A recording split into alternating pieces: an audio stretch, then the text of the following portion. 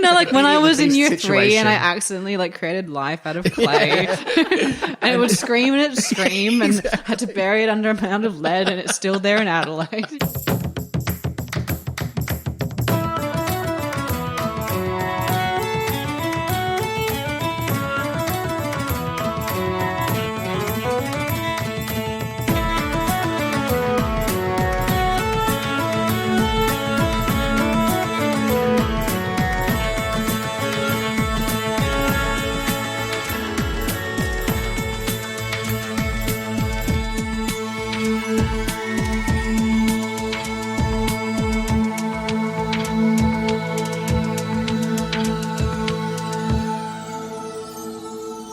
Hi, I'm Elizabeth Flux. And I'm Ben McKenzie. Welcome to Pratchett, the monthly Terry Pratchett Book Club podcast. Each month, we discuss one of Terry Pratchett's books with a special guest. This month, we're discussing Feet of Clay, or Muddling Through Some Murders. And our guest is weather presenter, meteorologist, and science communicator, Nate Byrne. Welcome, Nate. Thank you, Ben. Thank you, Liz. Very good afternoon to you. Yes, I feel like I want to ask you, what's the weather like in Ankh-Morpork today? I'm tipping actually that, where are we right now? Spring is about to poke summer in the back or something and shift it on, and there's some sort of awful fetid fog, probably. It's true. It feels like this is the most weather has played a part in a Discworld novel. I could not have been more delighted picking up this book again and just reading those first few pages and just thinking, this is right up my alley. But I tell you what, a secret weather presenter, well, it's something we don't normally tell people, so please don't share this with a wider audience. Okay. But if all else fails, partly cloudy, chance of a shower. Feels like you can't really go wrong with that. Exactly. And then you're a big Discworld fan. I am. Which Liz discovered when you did a gig together. Yeah, she randomly mentioned like, I do a podcast. Yeah, about Terry Pratchett. And then afterwards you were like, I'm a bit of a fan. Yeah, a bit of a massive fan. Yeah, I started out actually, I think the wrong way around. I think I started with a book probably when I was just a little bit too young to really appreciate the comedy and got a little bit lost. But it was the video game. Oh, yeah. I think that got me, just at the right time, probably in my fairly early teenage years. And then from there, it was Small Gods and then Colour of Magic, and off I went through the entire library. Yeah, nice. Yeah, that game, I think, got a few people in. It's very good. Like, it sort of rehashes a few plots from the books, but remixes them into something new and adds a bunch of puzzles. And yeah, it's great. One of the problems I've got, though, is now all of those voices are in my head. Oh, no. Yeah, and I can't get rid of it. Like Death, I know exactly what Death sounds like. And it's that kind of cool, echoey, I can't, it literally can't be done. But, yeah, so I think it ruined me in a small way, but in a great way, because it introduced me to the Discworld. Yeah. And that means also Rincewind always sounds like Eric Idle to you. Yes, he does. I had not connected that, and that is wonderful. It definitely is. It leaves a few problems though when it comes to some of the smaller characters, because then when you read them, I found a bit of a disconnect from time to time. But that's all right. I had a second rediscovery when I was in the Navy. I was posted in Sydney to HMAS Watson. It's this base in Sydney, and all of my friends had been posted away. It was during the kind of training cycle, and most people went to either Darwin or Cairns to go to small boats, but I happened to be on the one on some of the small boats out of Sydney. And so I found myself living on base alone, which is kind of dull and boring, and in your own little tiny shoebox of a room. And I'd pop down to the shops and go to the video store, because that was still a thing back then, and grab a couple of videos and then watch them, chew through them. And then one time I was down at the bookshop, I just stuck my head in and I saw a Pratchett, and it was this, the fancy, it's the one I've got now with that black cover, not the traditional, elegant ones. Yeah, which actually I want to come back to, because it turns out it's awful. Mm-hmm.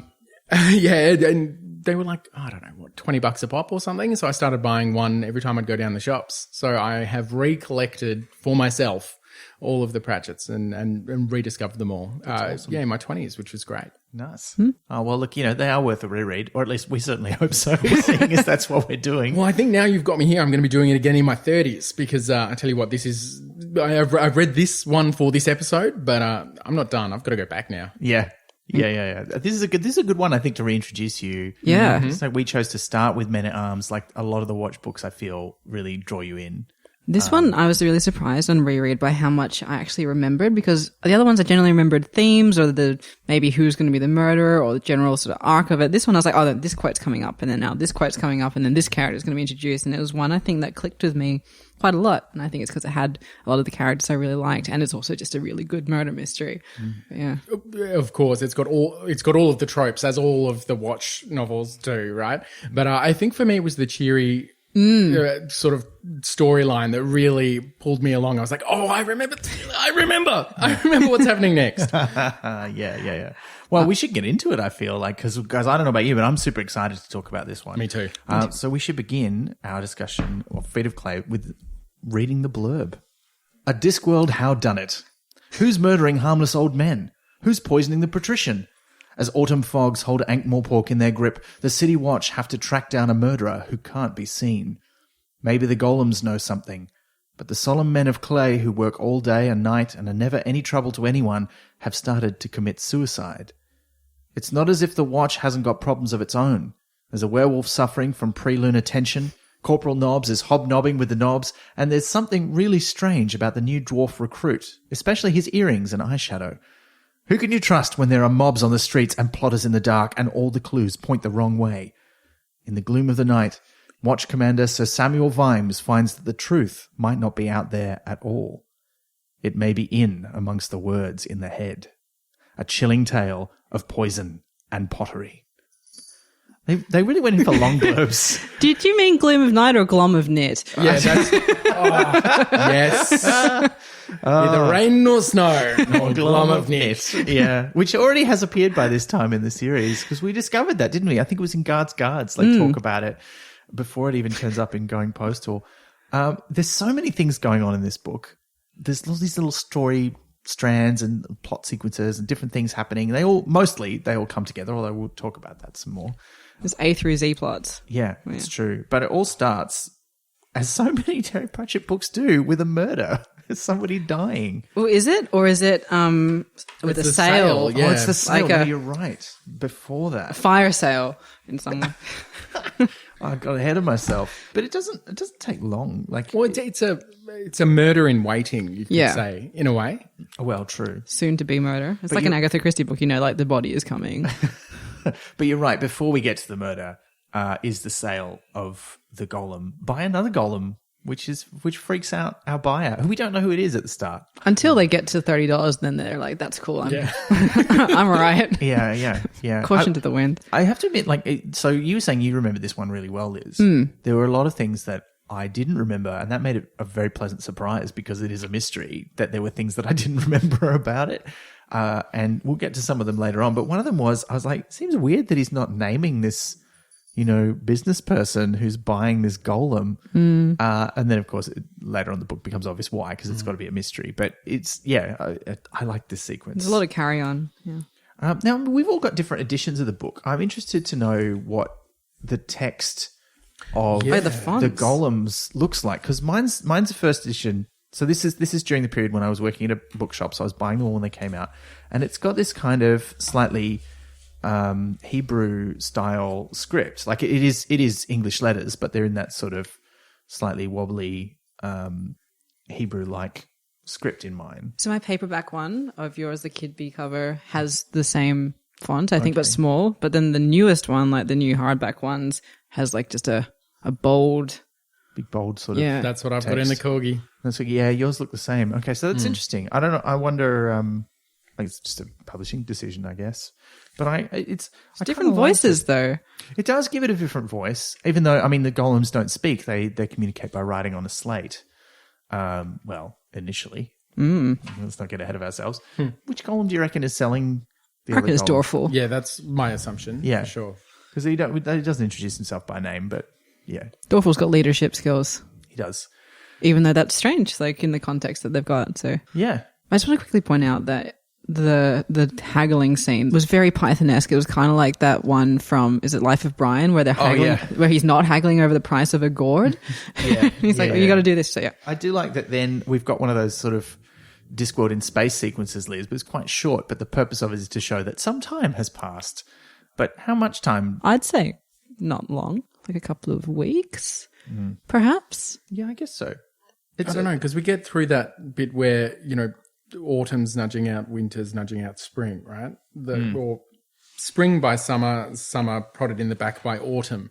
So I wondered if that was maybe, it might just be a general description, or it might be that passage of time. Yeah. Well, I get, because I mean, I will come back to this. I don't want to get too hung up on something so early on the book. Like, this is literally 3 pages into my edition. Yeah. But after the golem has been sold off, like, it seems like word's got to get around that he's there before any of the rest of the plot can happen. But then that means there's this weird time gap between when he's made and sold and the first murder happens. It's like 2 and a bit seasons, perhaps.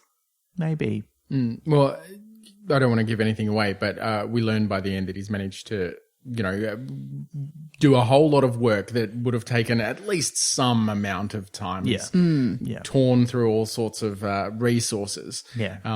And given someone enough time to lay off a whole bunch of people. So, yeah, maybe at least months. Yeah. Anyway, I mean, look, don't you get too hung up on this, listeners, either. But if you have any suggestions on this or any of the other questions that I'm going to pose about my questions about the mystery itself, please do tweet them to us. You can use the hashtag for this episode, which is Pratchett24.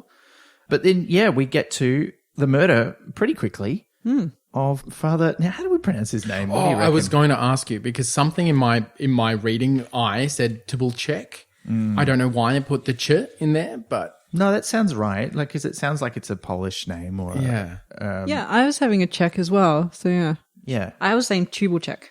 Yeah, that's what I was saying. Right. He's close. He's interesting because he's one of those figures who looms quite large through the book. Like, they're always talking about him and referring back to his death, but you never really find out much about him, like what he does or who he is, except that, Carrot says that he was quite nice and you're like, oh, okay. Carrot thinks everyone's quite nice. Yeah, to be fair.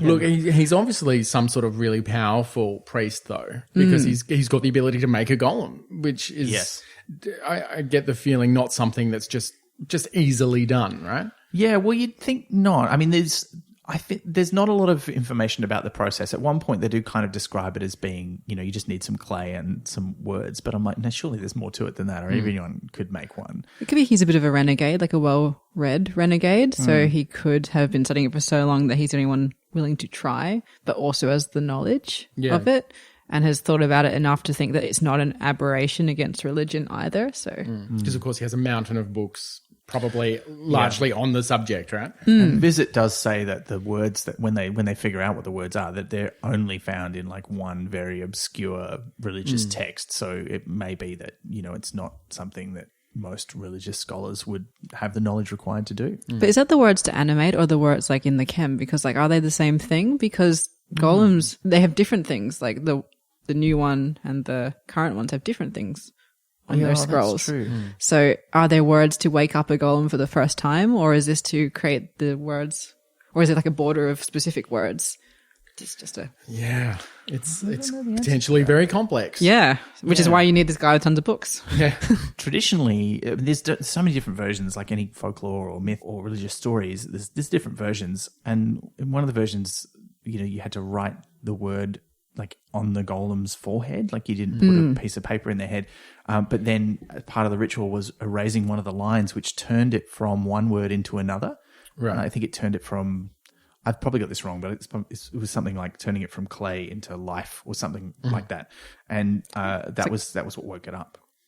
Which is like a pun or a play on words. Yeah. A pune. A pune. A pune. Yeah. Well, I don't want to impugn you, Liz. I'm very delighted to find like my vocation in the Discworld here, though. Like, I don't know where I would be working. Yeah, true. Once there's a murder, of course, we very quickly meet the Watch. And this is a proper Watch book, to use your words from last episode, Liz, because Sam Vimes is. Yeah, because of course, Yeah. that's the only way. It's not a watch book if he's not in it. It's just got Watchmen. Oh, well, look, he's very much in this book, as are so many Watchmen. Although they do say at one point that there's about 20 people in the Watch, so it's still quite small at this stage. Is it including the Cable Street particulars, though?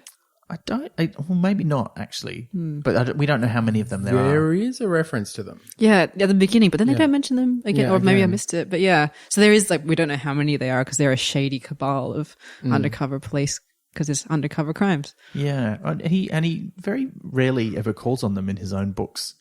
In fact, I don't know that they crop up. I'll probably find out as we go, but I don't think they crop up very much in later books. That we know of. Well, that's true. Dun, dun, dun, dun. Someone's undercover and they stayed that way.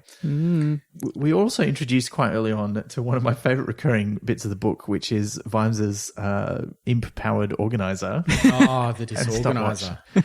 I used to have a sound file on one of my, I can't remember if I used it, I think it was on one of my computers, and I set it to the alert sound for something or other. This was ages ago, and it was a recording of, I think it was Terry Pratchett saying, "Bingly, bingly, beep." No. And it just would play all the time. And I'm sure if you search on the internet, you could probably still find that somewhere. You can indeed find this sound file on the internet. It was recorded at a signing or a convention and was originally posted on Usenet way back in the days of newsgroups.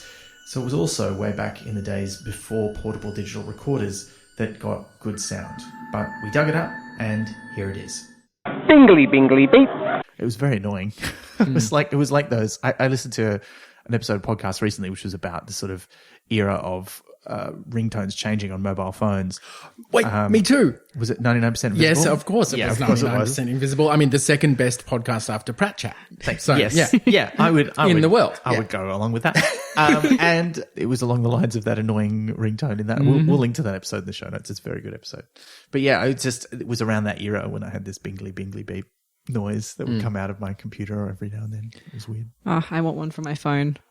We could make our own. Maybe we'll put up our own one. Maybe we should all do our own version. Yeah, we'll all just record Bingly Bingly Boo. Yeah, it'd be great. Poor old imp. I feel bad for him because he's trying. He's been thrown in the deep end. He's like the beta version of a thing that hasn't been properly tested. Yeah. Although later in the book, Pratchett's predicting Cheery, because there's that bit where Vimes wakes up in the night and he says something, "Oh, what time is it?" And he wakes up and says, "Oh, the time is," which I will confess is one of the main functions I use Siri for on my iPhone. But it's late at night and I've woken up and I want to know what time it is without looking at the bright light of my phone. I'm just like, "Siri, what time is it?" I'm sorry if I just activated your Siri, by the way. Well, the disorganizer, though, is really important here. First of all, because it gives Sybil a reason to exist in this book, which I found was so disappointing. Yeah. That she just appears as a thought and then vanishes when Sybil is one of the best people. Yeah, absolutely. It's so brilliant. And but then also it means that Vimes gets to carry around the thing that pretty early on he says he hates. He makes this really big difference between those who do and those who are done for, sort of thing. And The shaved and the shavers. Yeah. He pushes against that all the time, and now he's carrying it in his pocket, and this little thing that keeps trying to tell him, "I can do that for you. Just make sure you say memo first." Yeah, it's trying to train him rather than the other way around. Yeah, that was great. But he's got some work to do, as he always does. After he survives his assassination attempt. Oh, yes. Oh, this is so good. But it's one of those things where the assassins are always unstoppable, implacable agents of death until they come up against anyone who's important to the plot. Yeah. I remember thinking this in Soul Music, that I'm like, how on earth does Buddy survive? It feels like they send the work experience assassin though. Like just the vibe of him was just kind of like, oh, it's my first kill or lack thereof. Yeah. When he lets him go and he says, "I think he's quite promising," I was like, is that guy going to turn up in a later book? Because I kind of want him to. Some student assassin who becomes a copper. It would kind of be cool if Vimes had his assassin, wouldn't it? That was always the guy that rocked up and gave it another crack. Yeah. That would be awesome. Yeah. The thing I loved about the assassination attempt, though, is the way that Vimes gets around it. It's explained to a point so that it seems to make sense, but then I kind of sat down for a while and tried to figure out physically how that would, because he's propped up a crossbow and he's tied a string to it and he's got his cigar on it so it burns through. Yeah. And then sort of closes the door and it's now a black box and something crazy happens inside. And I just wish I could see. I wish I could see the moments and the flames spurting up and Schrodinger's hijinks. Yeah. But it is great. It's a lot of fun. And I like that that's a thing that comes back later on. There's a theme of, books. landing amongst a bunch of animals and having to sprint away. I was thinking more him having assassination attempts, but you're right. That is also a theme that recurs in this book. It's a lot of fun. But then, then it is off to work. We meet Captain Carrot writing one of his famous letters home. Delightful. Yeah, it's so boring. All he's got is murders and stuff to write about, not fun mining statistics. Yeah. But it's I like it because it's a clever way of like bringing us up to speed on what's happened in the Watch since the last time we read a book about them. And it's just a bit of fun. It just really sets his character nicely. And he uses too many exclamation marks.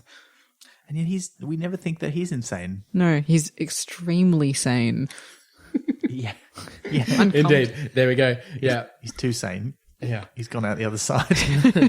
But then we get a second murder pretty quick as well. Before we've even investigated the first one. But can I just quickly say, I enjoyed how much he was eating at a cafe and he was being served by a gimlet, as in like eyes like gimlets. Oh, you mean that dwarf who works down the cafe and sells rats? It was a very nice callback to an earlier book.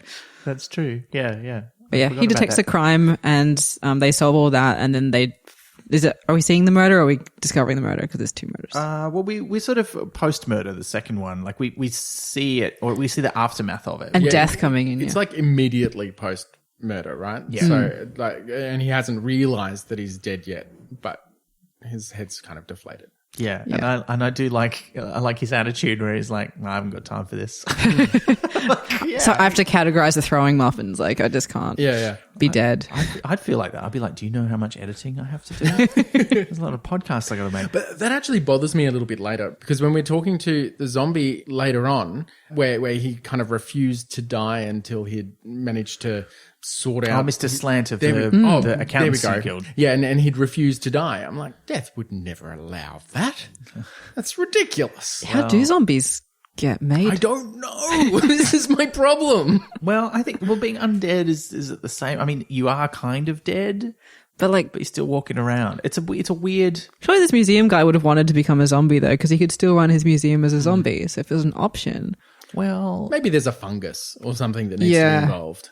Yeah, growing in their brainstem. Yeah, I don't think we ever find out what the origin of Discworld zombies are. Like, it doesn't seem to be that they get bitten by other zombies, and it doesn't seem to be that somebody raises them on purpose.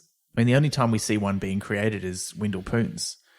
Although, maybe we do find out Red Shoe's origins. But I gather it's a little bit more like if you have unfinished business, you might come back as a zombie. So they're more like, to use Dungeons & Dragons term, which is something that'll come up again later, they're more like a revenant than a zombie. Yeah. Unless, of course, it's important to the plot that you die, in which case, no choice at all, regardless of how many croissants you've got to put in order. It's fun. That's cool. Crack on. Is a dwarf croissant, does it work like a boomerang? Is it like... No, it would be like buckshot. Oh. Because it would so flaky when you throw it. It's a whole lot of different weapons. Or you could attach a string to it and use it as like a grappling hook because it would grab onto things. I don't think that would work. But I don't know. I just like that idea. But you think the dwarf bread would work, so that's But then our favorite new recruit turns up. Yes. It feels weird that it takes up until this is the 18th book, I think, for us to meet Cheery Littlebottom. But what a delight she is. Yeah. Or he is at this point. Yep. Yes. This bloke from the mines. Well, no, from the Alchemist Guild. Yeah, who has not done well at the traditional dwarf pursuits and is looking for something else. Welcome to CSI Ankh-Morpork. Yeah. But yeah, what a delight from the start, really. But we also get Vimes' attitude towards dwarves, or dwarfs, as Pratchett always insists on saying. But I like how Cheery's trying to rip the Band-Aid off with her name, the whole time. She's like, Littlebottom, Cheery, and Vimes just is like, yep, that's your name, that's cool. And then at the end of their encounter, he has to put himself under a coat and laugh for a really long time. But yeah. It is a very silly name. It is. And also Vimes has problems. He's a little bit of It's not racist, is it? He's a little bit speciest. Like he won't allow vampires in the Watch at all, and or any undead except for werewolves at this stage. Well, yeah, He changes his mind. crucially at this stage, yeah. But yeah, he's got some, like he's battled with the alcohol. He's learning how to deal with some stuff and to become a bit of a better person. Yeah. And in Men at Arms, you have that whole thing where he's like, well, I work with dwarves and trolls and I talk to them every day. So I'm allowed to say mean things about them because I'm talking about specific trolls and dwarves that I've met. Like, I'm not making assumptions about a whole species based on hearsay. And you have some sympathy for that attitude. But at the same time, you're also like, yeah, but is it really okay, Sam? And this seems to be the book where he's kind of like going, yeah, all right, maybe not. And he's changing his attitudes a bit. They underscore it with him hating people as well. Like, he's like, I also hate humans, but... To be fair, he does pretty much hate everybody. That's true. Yeah, he's suspicious of everyone. Yeah. But he's got a job for Cheery immediately. Go and check out this new murder. Did she apply for that job? Because it just seems kind of like, how did she... Because she was the only applicant, but... Which seems like that means she did apply. Yeah, but like, what was the job ad for? We would like an alchemist. I don't know. Yeah, it's interesting. Well, I mean, because how does Vimes describe it? He says, listen, I know how to be a copper. It's mainly walking and talking, but there's lots of things I don't know. You find the scene of a crime and there's some grey powder on the floor. What is it? I don't know. But you know how to mix things up in bowls and can find out. I'm like, oh, you're great. Which is interesting, an interesting contrast to his feelings about Sherlock Holmesian style deduction later on, where he's like, no, evidence doesn't matter. Like, it's not good. Yeah, and all the like, oh, it'd be great if we could get some clues where there's all these greasy fingerprints all over. Brilliant. And clues always has a capital C because they're so important, but he can't be having with them. Yeah. And this is where the mystery starts to unfold now. We find there's weird circumstances around the murder of the priest. He's got weird stuff under his fingernails. There's white clay sort of around the joint. He's got a bit of paper rolled up and shoved in his mouth with something written on it in what seems to be his own blood, which is freaky as. And having just like watched all of Mindhunter in a really short period of time, it just like put a whole new lens on this for me. So I was like, oh, it's actually quite horrifying when you like picture it in your head properly. Yeah. Whereas previously imagining it like as a quite wholesome murder. Yeah, just your regular murder. It's been conked a little bit and then he's like dies. Yeah. Someone stacks up his books. But yeah, it's well creepy when you think about it. Well, this is around the same time also, this is when Carrot and Angua find the other corpse of Mr. Hopkinson, the human who runs the Dwarf Bread Museum, after they break up the robbery of the Dwarf Bakery next door. But Angua, having a sniff around with her werewolf sharp senses, says there's no other people, like living people, have been in here for ages, which is, the first clue. And look, one of the things that I obviously remembered for the book was like, those two guys were killed by a golem. Yeah. Which they were. Spoiler alert. But I think they make that fairly obvious to us. We're a little bit ahead of the characters in some ways, but in other ways we're like not at all. Because golems themselves have not been introduced as a concept in this book until like later on. But like having read it previously, I was like, I was like that annoying person who's like, I know who the murderer is. Yeah. But yeah, I thought it was interesting that he didn't actually talk about golems until like, they talk about right at the start. The clay model of a man sort of thing. But it's not pointed at. Like, it's not a verb. The opening of the book, but it's kind of like just left there, and you don't come back to it for a long time. Yeah. So I think probably I would amend what I just said and say, like, having read it before, we're definitely ahead of the characters. But it's hard to know. And this is one of those things where it's like, I can't remember how much I figured out along the way. No, I've got no idea. But I definitely remembered, there were golems killing people. And I was like, oh, yeah, right. And clearly this weird golem who's being sold by another golem has got something to do with it. But then also, there's the golem who's shoving the paper in the mouth. And one thing I didn't remember is that the golem who has killed him, who's like was it an accident? And we do get that answered later on. We get some mysteries happening. they decide to figure out what's written on the piece of paper. When they get a visit to consult the things in a break between handing out pamphlets. Yeah. Constable Visit. He's so great. Yeah. I like him a lot because he's very gentle in his evangelism. But you wouldn't like him if he was in your workplace. It seems unusual for him to like bring that to work. You know, that seems like something he should be doing in his off hours. But Vimes also like doesn't tell him not to. He's like, oh no, I'll talk to you about your pamphlets later, because he seems just so like earnest. So you kind of, it's like kicking a puppy. Yeah.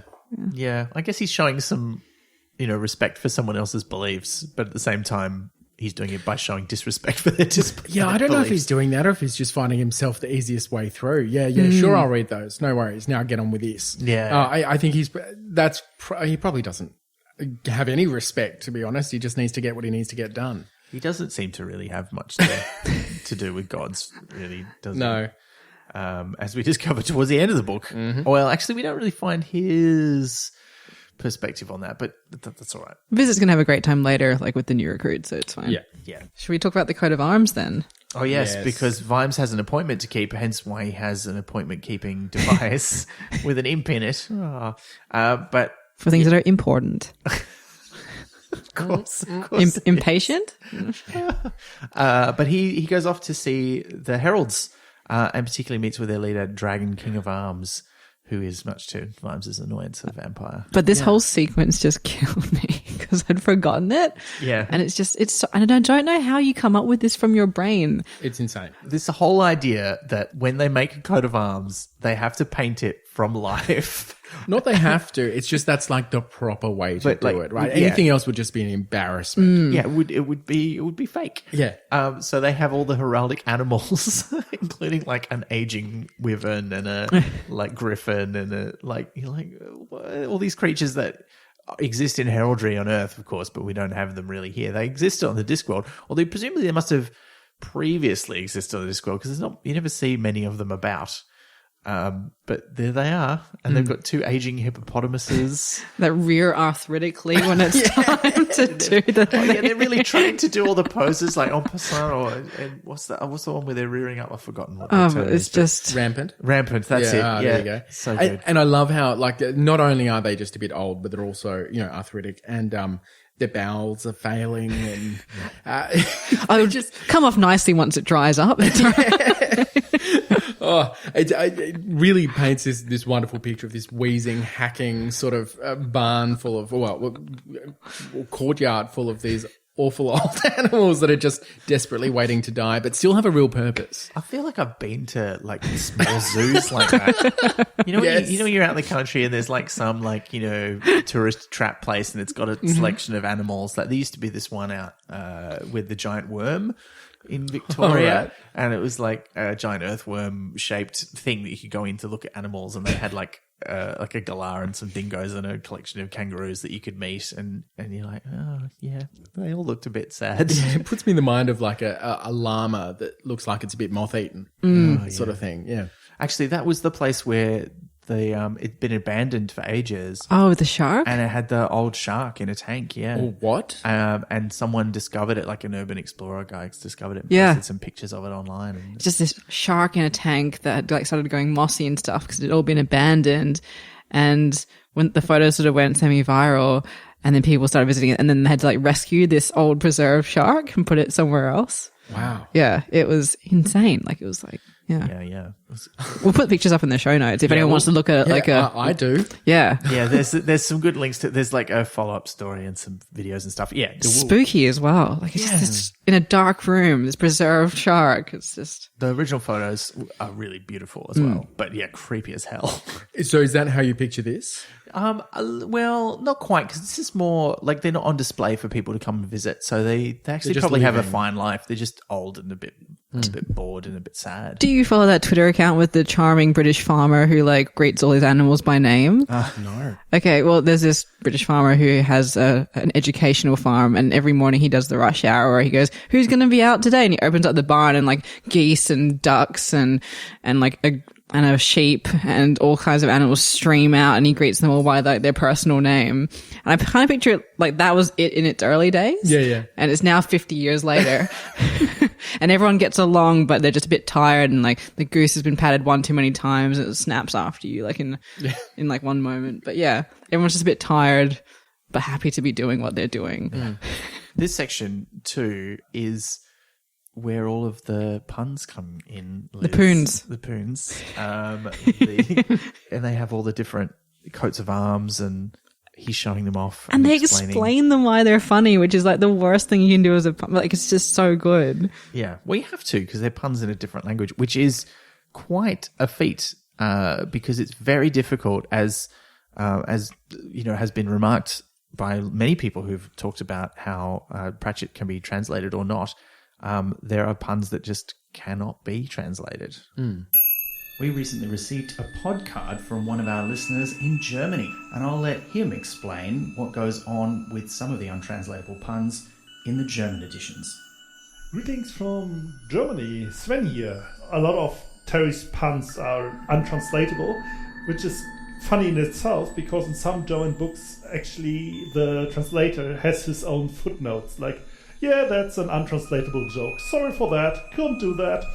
Or stuff like that. So you get another meta level into Terry's works, because you have another layer of footnotes under his footnotes, explaining some footnotes with other footnotes, which makes it funny in itself.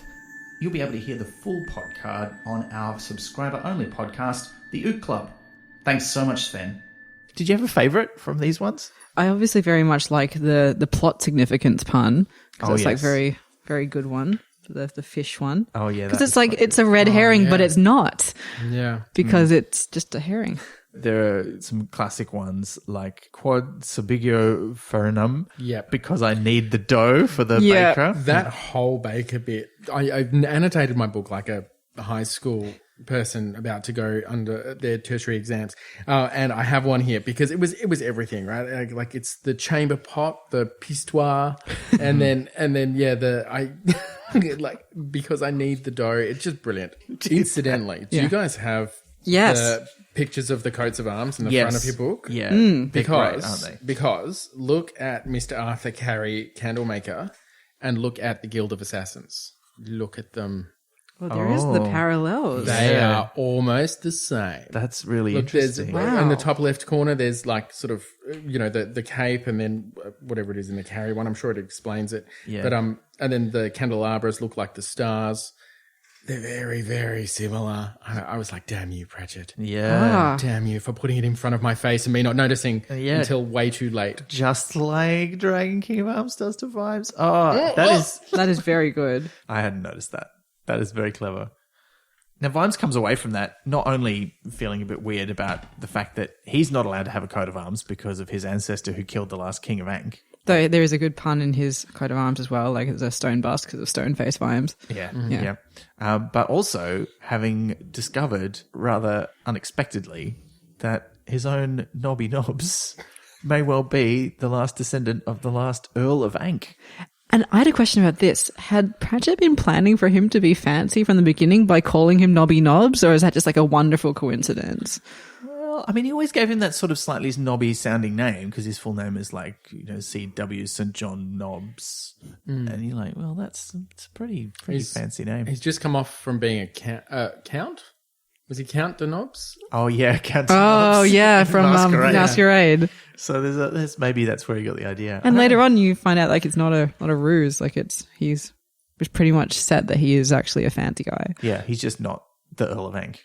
Well, he might be, because hasn't he got the tiara and the lockets and stuff? Oh, yeah, they leave that hanging. And they imply that actually, there's some family stuff going on. Well, I took that as a callback to the comment where it's like, well, yeah, he's got this ring, but like, have you seen all the other stuff that his family's got? Like, they nicked it from other people. See, but I thought it was ambiguous because it could have gone either way. It can go either way. So either he's like, oh, thank God they didn't see all the other stuff I've stolen, or thank God he didn't see all the other family jewels that we own. Yeah, I read it as the latter one because I was kind of like, oh, that's actually...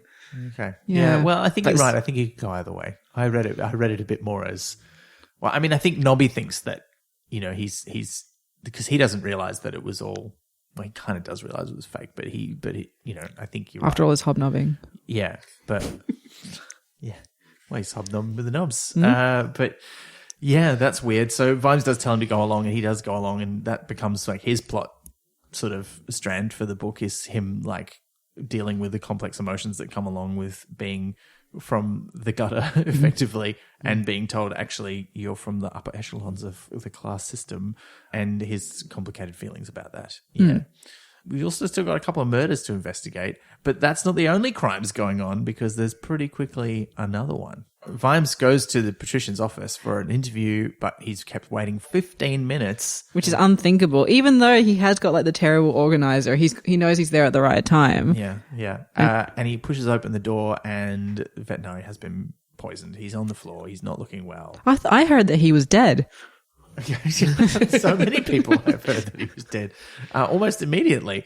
And this puts Vimes into a total tailspin. He's like, well, this is not good. Like, who could be doing this? How do they get past his defenses? And you do sort of think, wow, how would you get past his defenses? And it becomes the central mystery. Like, yeah, there's the murders, but also it's like, how does someone poison veterinary? Like, he is he's an ex-assassin, but he's been through the training. He knows what he's doing. And he's suspicious and he's smart. Yeah, but someone's got to him and he's been poisoned with arsenic, no less, which they do keep describing as like, it's our old friend that we return to. Yeah.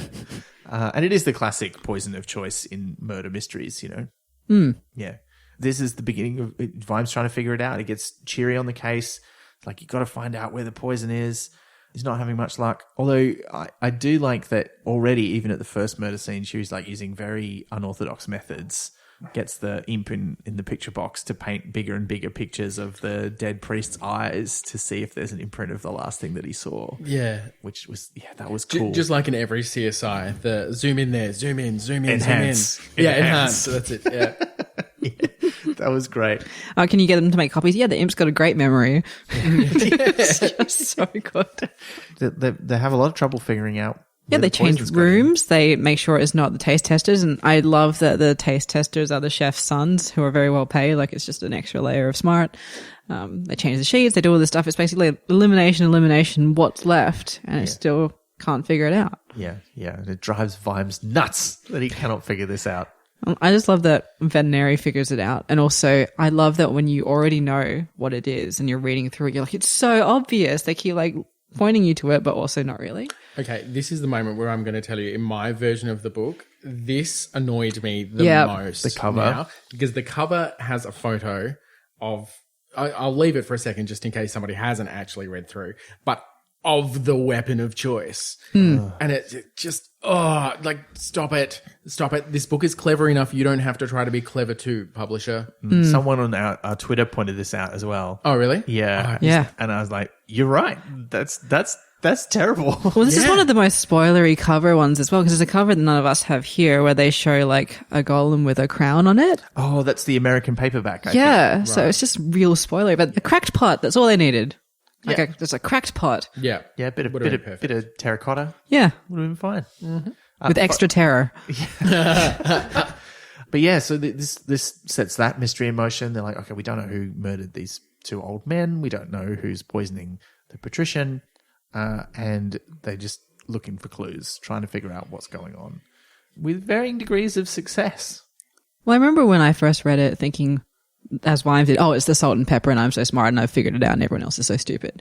But I was the one who was stupid was me, and it was not the salt and pepper. Well, he does that thing where he very carefully directs your attention to several things along the way. Oh, it's masterful. The licking the finger and turning the page was the one on rereading, because to be honest, I'd forgotten where it ultimately got to, which of course I shouldn't have, now realizing that everything was set up from the get-go. But on this rereading, I had forgotten. And that one really grabbed me, because all the ones before, I'm like, well, it's not the rug, is it? Like, of course it's not. This is way too early in the book. We've got to spend more time figuring out what's going on here. But because as well, Drumknot got pulled into that, I believe, as well, where he also licked a page and was like, which is how Vimes thinks of it. But we've seen the patrician do it earlier than that. And I did go, oh, are they going to figure it out? I was like, that's what it is, but they won't figure it out yet. And then when Drumknot does it, I'm like, oh, he's going to figure it out now. And that's about halfway, maybe 2/3 through the book. And I'm like, oh, that's good. They'll figure it out before the end of the book. I don't remember that. That's not it either. So I was like, oh.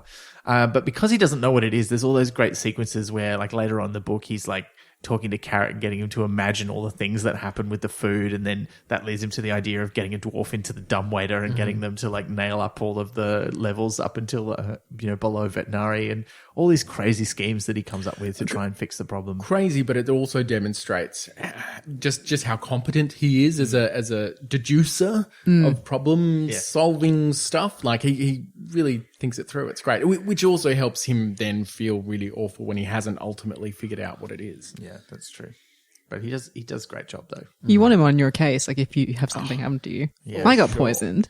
He's very harsh on himself, like, which is something I can identify with. But he's always saying like, I'm just not asking the right damn questions, and you're like, oh well, look, come on, mate. Like, that's what makes him so good, though, is that because he is so down on himself that he like forces himself into excellence. I'm not saying that's a healthy way to be, but I think that is part of why he's so good. Yeah, Sybil's absence is quite keenly felt in this book, yeah, isn't it? Because like there isn't like a moment where he goes home or like where she drops by or anything like that. Seems strange. She's only in that one scene, and that's when she's asleep. It's odd because you don't have to like pay her. It's a book. Like you don't have to hire another actress. It's all right. Maybe she would have been one character too many because it is quite a packed book.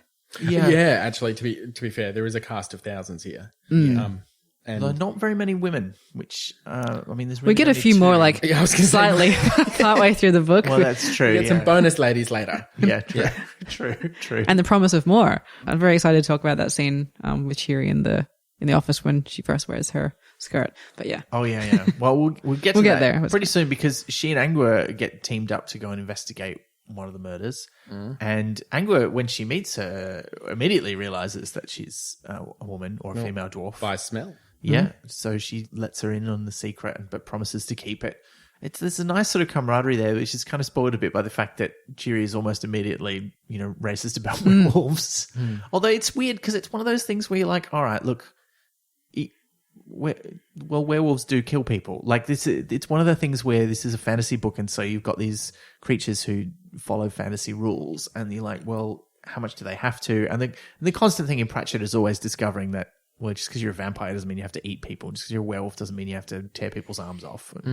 But wait, what is it? She's a vegetarian by day and a humanitarian by night? Or she's trying not to be a trying not to be, yeah. Oh, it's That was so great. wonderfully put. They go off to investigate, and they follow up a lead by going, well, there's this clay. Let's go and talk to Igneous the Troll, who's got a pottery. Where am I going with this? He actually he provides quite a lot of information, because he is talking about the clay that's made up of all of the old broken bits of pot. So he kind of sets that whole thing up as something that exists. Grog, they call it. Grog, yeah. They find out some of it's been stolen. They're finding clues, but at the moment they don't know what the clues mean. But they fairly quickly are like, well, we think a golem might be involved. And there's that moment where Angua's like, let's go and talk to a golem. And she knows one, or she's met one before. She doesn't say in what circumstances or why, but the one that she knows to talk to is Dorful, who works at a slaughterhouse. And they had one of my favorite quotes in the thing where he's describing his job, and Cheery's like, that's awful. And he's like, almost. Yeah. That was so good. Close. Oh, that was really good.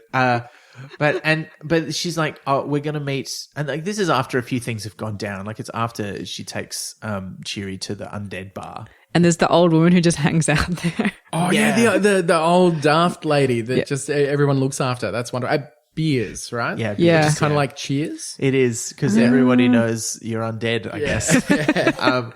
But yeah, that was fun, because Cheery's like, I don't want to go to a dwarf bar because then you have to be all dwarfy. That bit is one of several where we kind of get a better idea of what's going on with Cheery, because Angua's like, but isn't it great being a dwarf if you're a woman, because like you can do anything the men can do? And she replies, well, yeah, if you only do what the men can do, because there's this whole thing where dwarves supposedly don't care about gender, and they only have one pronoun, which is translated into English as he. But that's kind of the problem, is that, yeah, there's only one gender. It's male. And so even if you're female, you've got to all act like what humans would consider a fairly stereotypically male gender.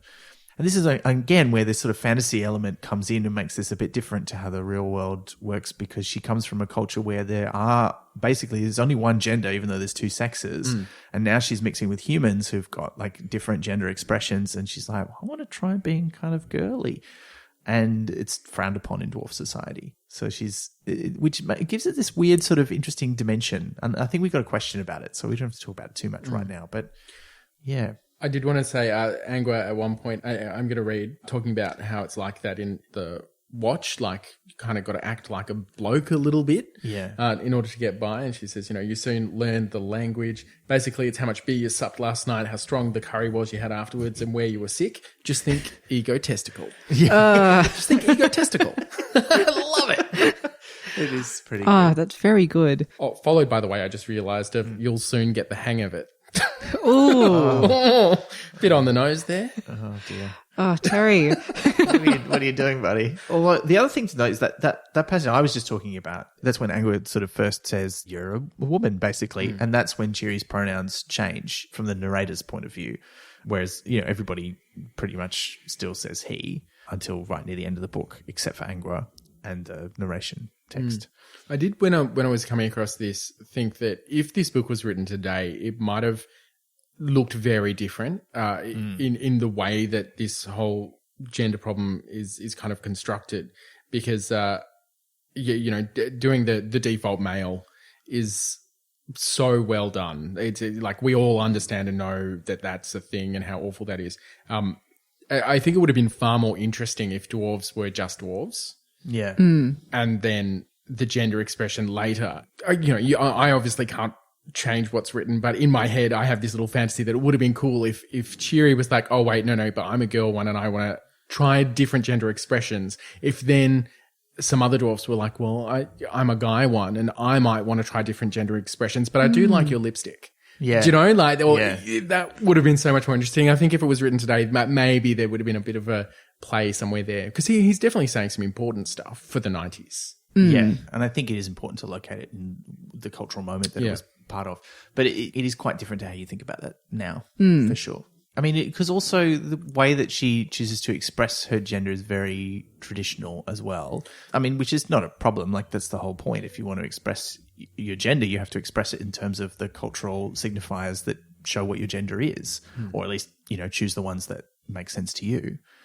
Well, the thing is, she's not, because culturally, like, that's not her culture, right? She's choosing and picking, but it's still kind of flavored by her culture. When she eventually pops on some high heels. Oh, yeah. They're not stillies. Like, they're not nice little slender stilettos. They're iron heels, That she welded them herself. Yeah. Good. That was so good. I love that. And I couldn't help thinking how uncomfortable that would be, because high heels are not just like flat shoes that you add a heel to. There's like an angle to it. So yeah, I'd be like, you're in a lot of pain it for would this. not be comfortable. Yeah, for sure. Yeah. After they've been off to see Dorful and speak to him, he then asks for some time off, which is something that all golems do. They have to go off and do things on holidays or they stop working. And then a little bit after that, he turns up at the watch house and claims he done the murders, to use the language that all of the coppers continuously use in the book, which is hilarious. And he sits there calmly confessing to literally everything that he's asked. Yeah. For a bit. I did enjoy that. But it's around the same time that Vimes has his run-in with a golem in the street as well, where he just sort of sees one on the bridge and then chases after it with the copper's instinct without thinking about what he's going to do if he catches it. See, I thought it was weird as well. Like, Dorful sort of setting something up here, because I assume that he was the golem from right at the start that was trying to sell. He's probably the one that was trying to save the murder victim. So he's already shown himself as a bit of a leader and a bit of a free thinker. And here he's showing himself potentially as a liar. He has the ability, or at least someone who's able to bend the truth, because he's saying, I did it, which in a way he did. Because it's clay of my clay. Because clay of my clay. So, yeah. But they also drew straws. They didn't all rock up and equally say, hey, we did this. It's I don't know. It's interesting, and it makes me think that he just already had something more, something extra. Yeah, that is interesting. There's a lot of questions about what's going on with those golems. Oh, yeah. Because there's 12 of them who meet and do this. And I got a bit confused at one point in the book where I was like, is that all of the golems? Like, because they say there's not many of them, but then they go, oh no, there's heaps of them. And Is then- Mr. Pump one of them? Well, no, that's a good question. And I think the answer is probably no, because most of the other 11 are the ones who smash themselves. Well, it's because isn't that because it's like they're the apostles? Yeah, it's totally apostles and, dust from dust and all sorts of... There are very straight lines you can draw there. Yeah, for sure. Speaking of pronouns, as we were a little while ago, there's a bit of a weird bit, certainly in my edition anyway, where they can't decide whether they're going to call Dorful it or he. But when they decide it's a person later on in the book, he becomes a he. Like there's no question of his gender. It's just like, well, you're either a thing and you're an it, or you're a person and you're a he. And It's like a thread of defaults throughout the book. Yeah. Yeah, which I thought was interesting. And I wonder if you do that differently now. Actually, I wonder...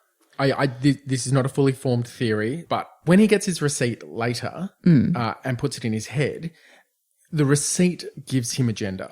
Ah. Oh, because It it says, does say whoever he on it. so owns this, he shall be responsible for everything he does. I wonder if that confers. Oh, that's really Yeah. interesting. Yeah. That's a very good theory. And again, that's putting a default gender in. Whereas now I wonder if you would write golems with a neutral pronoun and you'd call them they, or you might use a specific one like Z or something. But yeah, that's really interesting. I hadn't spotted that, but that's Significance of words. Okay. Yeah. I mean, And obviously, it's the words in his head. His head it's now. true. Yeah. That's a good pickup. Thanks, Nate. But yeah, he turns himself in. Vimes returns from having chased the golem and lost it. And All the other golems get smashed. and Carrot has by this stage determined that it was definitely not Dorful that did it by asking him very cunning questions, and manages to extract the chem from Dorful's head by distracting him with a crossbow bolt, which is, I think, the first really serious indication of how strong and powerful golems are when he like catches the bolt and it like sort of melts against his hand. Screeches. Oh, so good, but creepy. They are a bit creepy. Like, yeah. they're made to be creepy. Yeah. And there's an obvious parallel with golems and robots. And I mean, whenever you read about the history of science fiction and the idea of robots, there's a direct line from things like golems in folklore and Frankenstein's monster through to the original play Rossum's Universal Robots, which is where the term comes from. There is that big question. It's like, are they people? Are they not people? And it's a very different question to what gets asked about most of the other non-human people who live in Ankh-Morpork, which is like, well, they're people, but we're going to be racist about them. Whereas this is like, well, are they even alive? Because even later we've got like Ridcully, the Arch-Chancellor of the university, being like, this is an aberration. Oh, wait, no, it's his brother. That's his brother. Isn't it? Oh, Yeah. right. Is it right? Okay. Yeah. Oh, yeah, because I forget about the... Yeah. I did the exact same thing. I was like, yay, Ridka. Oh, no, it's not. There's the other one. It's that Hunan or Hunon. I don't think they use his first name in this. But Maybe they do. But I was imagining it as Ridcully the whole time. I was like, okay, it's a strange choice for him, but I mean, but now it makes sense. yeah. I've just had another thought. I don't know if it's actually important in the slightest, but I assume that golems start looking quite human because they're described as looking human, but then by the time we get to them, because nobody's making them anymore, they're patched and repaired so many times, they're kind of grotesque, right? There's that great description that they look like gingerbread men. Yeah, they're hideous, malformed sort of creatures that have a bit of a human look to them. But then at the end, in my head at least, Dorful comes back after being remade in a human sort of looking... Rather more human. Shape. Remade, as it were. Yeah. And easier to relate to. Yeah, less of a monster. I wonder, I don't know if that's just my brain. Well, even his eyes look different though as well, don't they? Like, Yeah, because they talk about distant. him having stars in his eyes and that sort of thing. and I'm not sure if that's just when he was coming back or if it's different Permanently, yeah. Actually, just on that, in that sequence where like he's had the extra words put in his head and then the words are gone, but he wakes back up and there's that whole thing about he's seeing the universe. Did you think of the universe brain meme when that happened? Because I did not, but I love I it. was like, what is that? Now I want to, listeners, if you've got a good version of the universe brain meme, we'll put a link to it in the show notes so you know what we're talking about. We'd love to see your Discworld universe brain memes. This is a question that like, this is not natural. This is like humans making life. But again, the gods have got something to do with it. They talk about how it's blasphemous, but like, is it not a religious thing? And that's an interesting question because in our world, the myth comes from Judaism. It is about writing holy words that makes them come to life. Do you know your Bible very well. So Only a little. I don't. I read a little bit because I know that golems come from biblical writings, and it's got something to do with Nebuchadnezzar and a dream. And in the dream, there was a golem that had a golden head and like silver arms, brass chest, and as you go down the body, it got less and less precious. And then the feet were made of iron mixed with a clay. And so feet of clay, which, the title is apparently also used for like a point of weakness. Yeah. Which is kind of cool. What do you think the point of weakness is in this book? As in, like, what is the golem's feet of clay? Is it their desire to be led rather than to be free? Or just that they need the words put in their head rather than them being able to do that naturally. But as in, do they need the words in their head? Because later with what happens with Dorful, is that like a matter of bleep? Or do you have to go through some sort of crisis to be able to? Or you have to have the words in your head first, I think, and then have them... if the words weren't there, then the clay wouldn't animate in the first place, right? Yeah, and it couldn't be on your heart. So. Yeah, and you need to sort of be freed. Maybe that's... I don't know. That's my thought. Yeah. Or getting deep. Yeah. Well, the weakness is more the chem itself, right? If physically anyway. No, but what's their emotional weakness? Because jumping ahead, when we finally read the words that they themselves chose for the leader that they created, it just broke my heart reading the things that they've written down. And I think there's a reason we didn't see it in full. But yeah, just the little snippets of it, I was just like, it's really quite upsetting. Yeah. The things that they chose. Because there's pain there and fear as well. And they picked those things up clearly from humans, from their masters. Like, they're free. But the golems are working for people who are toilers. Like, they don't work directly for a king. So they're getting their idea of that they should be led by a king from people who have kings, presumably. Because it didn't occur to them to change their own words. No. Well, maybe... Or maybe it did, but like, why didn't they? Like, it seems like a lot more effort to create someone new to lead you. Well, perhaps they don't know that their words can be changed by themselves. I mean, if we're going to talk about the sort of Asimov kind of, not you, we are at Liz's house today, so Asimov is around somewhere. But no, if we're writing his intense psychological science fiction books. It's true. But when you talk about the laws of robotics. Like they prevent them from doing things to humans, but they don't say, well, they're supposed to, but they don't specifically say that they can't alter themselves.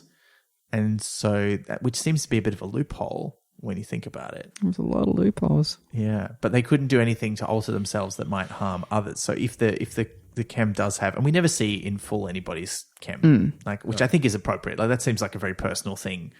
I mean, obviously the characters in the book do when they read them, but... Carrot's very, gracious about, like, he's not rude about it. Yeah. So, and the closest we get is a couple of the phrases in the one that Dorful writes and puts in the father's mouth. And we don't know if that's a total list of the ones that he's got, and obviously we don't hear all of them. But it's an interesting question as to whether they think they can do that. And I mean, and their purpose is to serve, so they don't... It seems like it's taken a long time for them to get to the stage where they're doing anything that isn't just what they're told to do. But then once they get to that point, you're right, why don't they just change their own chem? Why don't they just say... maybe unless they're specifically instructed to, that's something that they can't do, right? Because if they change one of the other golems' chems, because you couldn't do your own, right? You'd have to pick someone and be like, stand there, I'm going to hold open your head and we're going to whip that out, change a few things, pop it back in. But then that would prevent that golem from being able to fulfill whatever task it's already been given. So maybe that goes against their Asimov, scare quotes, rules. Yeah. So they have to make someone new to make the decisions for them. Who doesn't already have a task. Yeah. Yeah.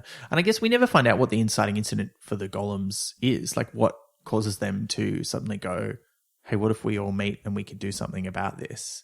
And we also don't know how they feel about it entirely. Is it the whole thing like golems must have a master, and that does not occur to them that their master can be themselves, which is why they create a master? Well, I think that's what the receipt is such a big deal. Yeah. Yeah. But like maybe that's why they make someone new to be a benevolent master. Yeah. It's funny because there's that footnote about how like there's that rumor about people who invent a thing are always killed by that thing. Oh, yeah, that was great. And like Dorful is, but not really. Oh, yeah. Yeah, I hadn't thought about that. Yeah. Oh, cool. Yeah. But look, in the investigation, the mystery, they're pretty sure it wasn't him.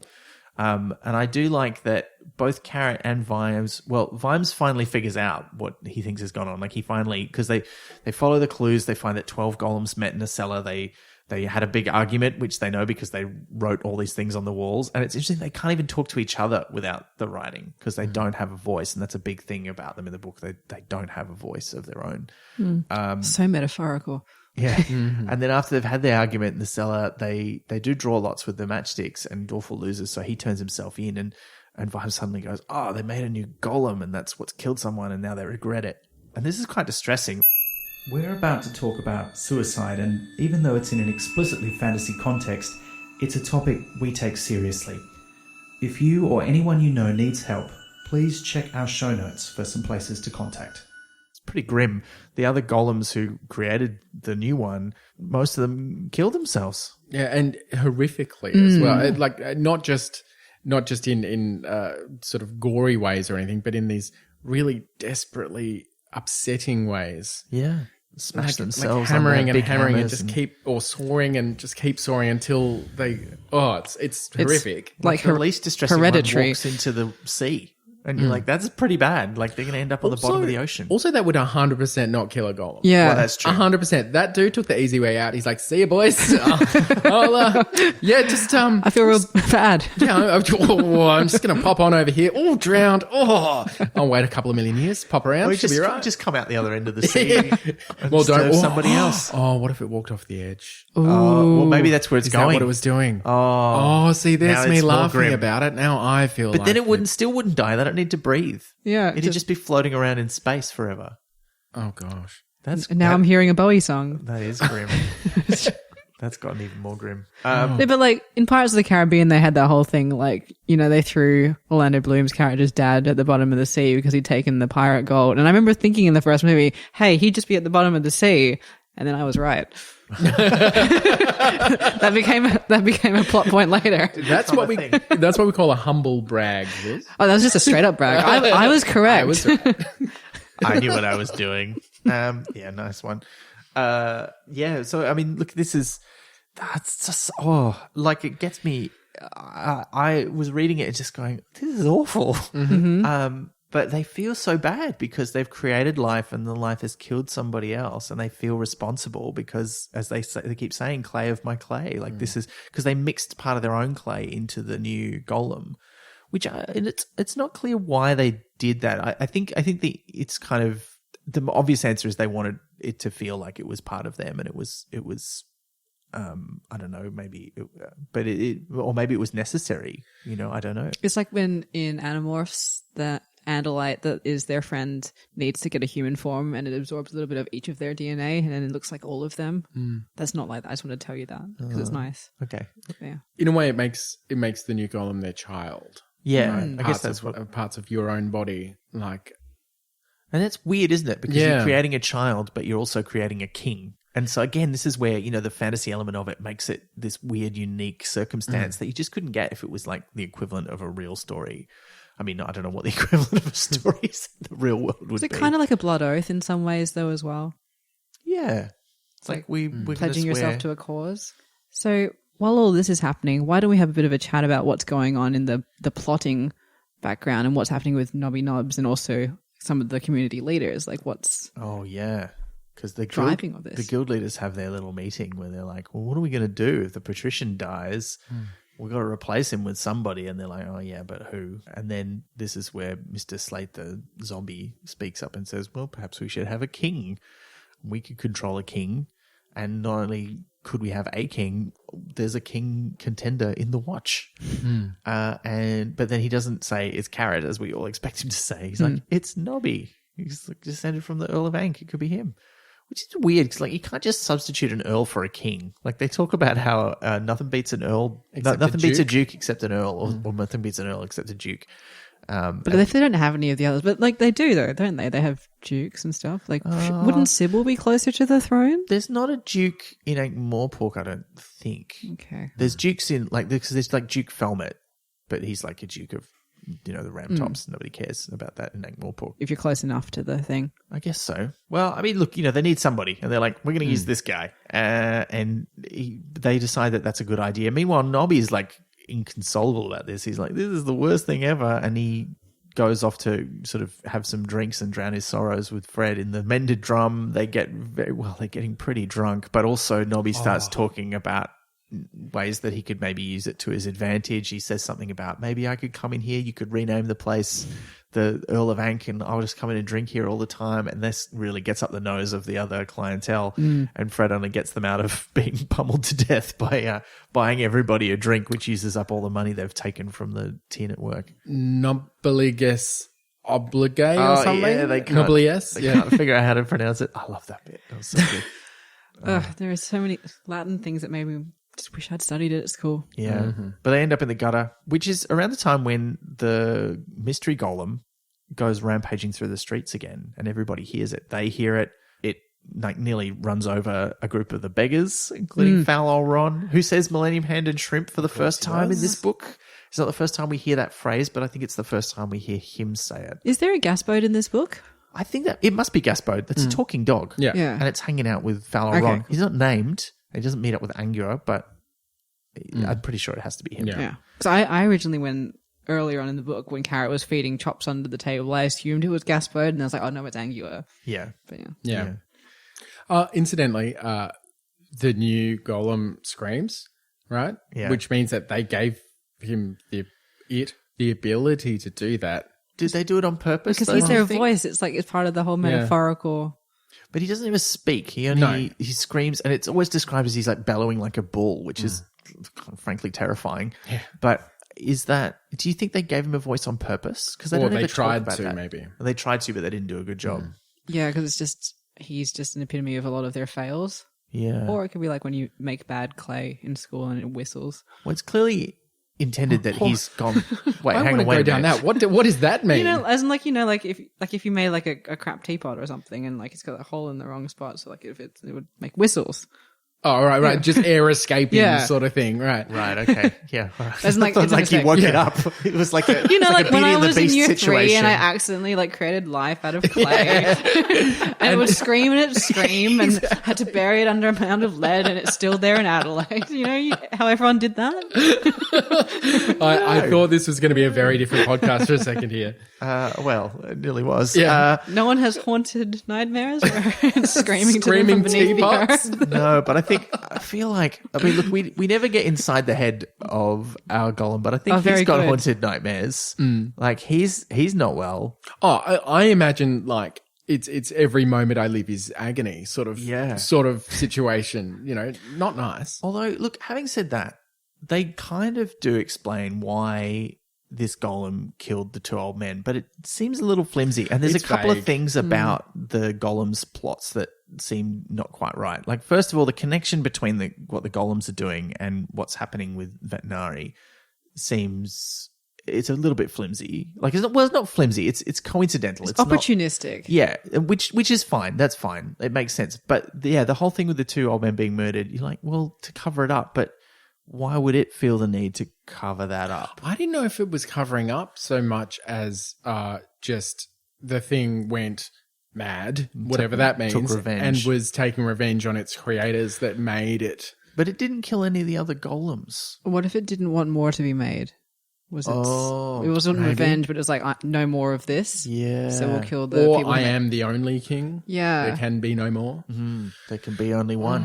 I don't know. That's tricky. But there are definite mirrors here, like between the golems meeting to figure out their king and the guilds meeting to figure out their king, and they're both doing it in very different ways. And then it turns out that the guild's using the golem version of what they're trying to do to help them do what they do. It's all very interwoven, but then still a little bit hand wavy. Yeah. I mean, the reason they thought Carrie was a good candidate is because he's only got golem stuff. Because he's had to lay off everybody else because the golem works so much that he doesn't need any other workers. Sorcerer's Apprentice vibes. Yeah. Very much. And they keep referring to that as a story that people hear about golems. It's like, they bucket. got that one to dig a trench and he dug it all the way to the sea, or they got this one to make pots and he made 5,000, and you're like, yeah, all that kind of stuff. But he's making millions of candles. Like I think they say like he makes 500,000 candles a day. And I'm like, that is, I mean, I know everybody uses candles on the Discworld, but that's a lot of candles. Only one candle maker, though, as far as I'm aware.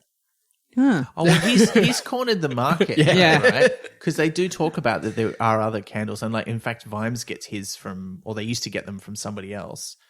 Although I wasn't sure about that, whether he buys them from a shop, but they're all made by him. Yeah, but he's making so many and so cheaply that he's just cornered the market. Because there are some really cheap, dodgy ones. Although he does say that the watch has different ones than he has at home. I think they make them themselves, don't they? They out of like fat and stuff. No, they do buy them, but Nobby takes them home to use them as cooking fat, which is it's the other way around, right? Gross. But they're not, they're made out of tallow and stuff. They're not beeswax candles or anything. I thought that. like he was making all of them, but there's different types that you can get, and that's why he like definitely has veterinary different likes number 3s or. Yeah, absolutely. I don't know much about candles, to be honest, No. other than it's really fun to stick your hand in a thing of wax and then crack it off. Yeah. I was talking about this the other day to someone, like. Okay. Look, So it seems like whatever my you do in childhood was your- quite different. in your free time is your own lookout. But, Making sentient clay and sticking my hand in mugs of wax. yeah, okay. Yep. Sure. Why not? You guys had your computer game, and I had No, you had a stick. Is that what you? No. I had something that sounded like an eldritch horror. So. Yeah. Look, we can probably cut to the chase a bit more. There's Which chase? The one across the bridge, or well, There are several to choose from. one of the things is that Cheery has a breakthrough. She's testing the samples again and does find arsenic in one, but it's not one of the ones from Veterinary's palace. It's the stuff that was under the fingernails of the priest. And I thought this was such a great development because I'm like, I didn't expect this to happen. And I like that in this book, there's no moment where there are a couple of moments where someone says something and it inspires someone to solve the mystery, but it's not like a complete non sequitur. Like they're talking about something that is actually related. And so I found that really satisfying. And this moment where she's like, oh, no. And she has that doubt in herself. It's like, but that's not even one of the ones we were looking for arsenic in. I thought that was great. That section has a couple of my favorite bits. We re-meet our vampire that keeps getting killed ridiculously. That's such a great recurring gag. Yeah, so this isn't the first time it appears, but I think it's something we might miss if I don't mention it right now, because he was working in the holy water section. So he's ended up as a pile of dust in a jar with a bow tie on it. Tied around it. I love how all of the vampires, they all dress like Dracula, but like Dracula from like a 1950s version of Dracula. So they're all in formal wear. It's so good. the pencil factory. Yeah. What's the other one? This is the pencil Garlic factory. something? Garlic? Is it Garlic Works or something? Yeah. And there's the ecclesiastical supplies in the holy water division. And this mystery only takes place over the course of it's less than a week. So he's had all these jobs in only a few days. And you're just like, what is wrong with you? And they're just exasperated by him. Can you just not take jobs that are intrinsically dangerous to you?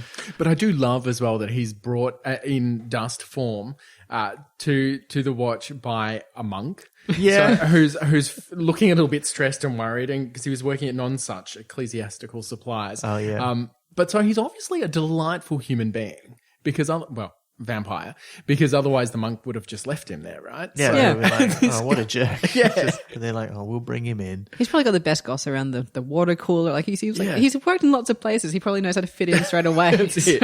He's the one who brings in cake on the first day. Yeah. We never get his name, do we? No. Some of these minor characters, you're like, it's fun in your head to go, oh, I wonder if that's the guy who becomes, wait, is that Otto von Schreck before he becomes, a photographer? What's happening?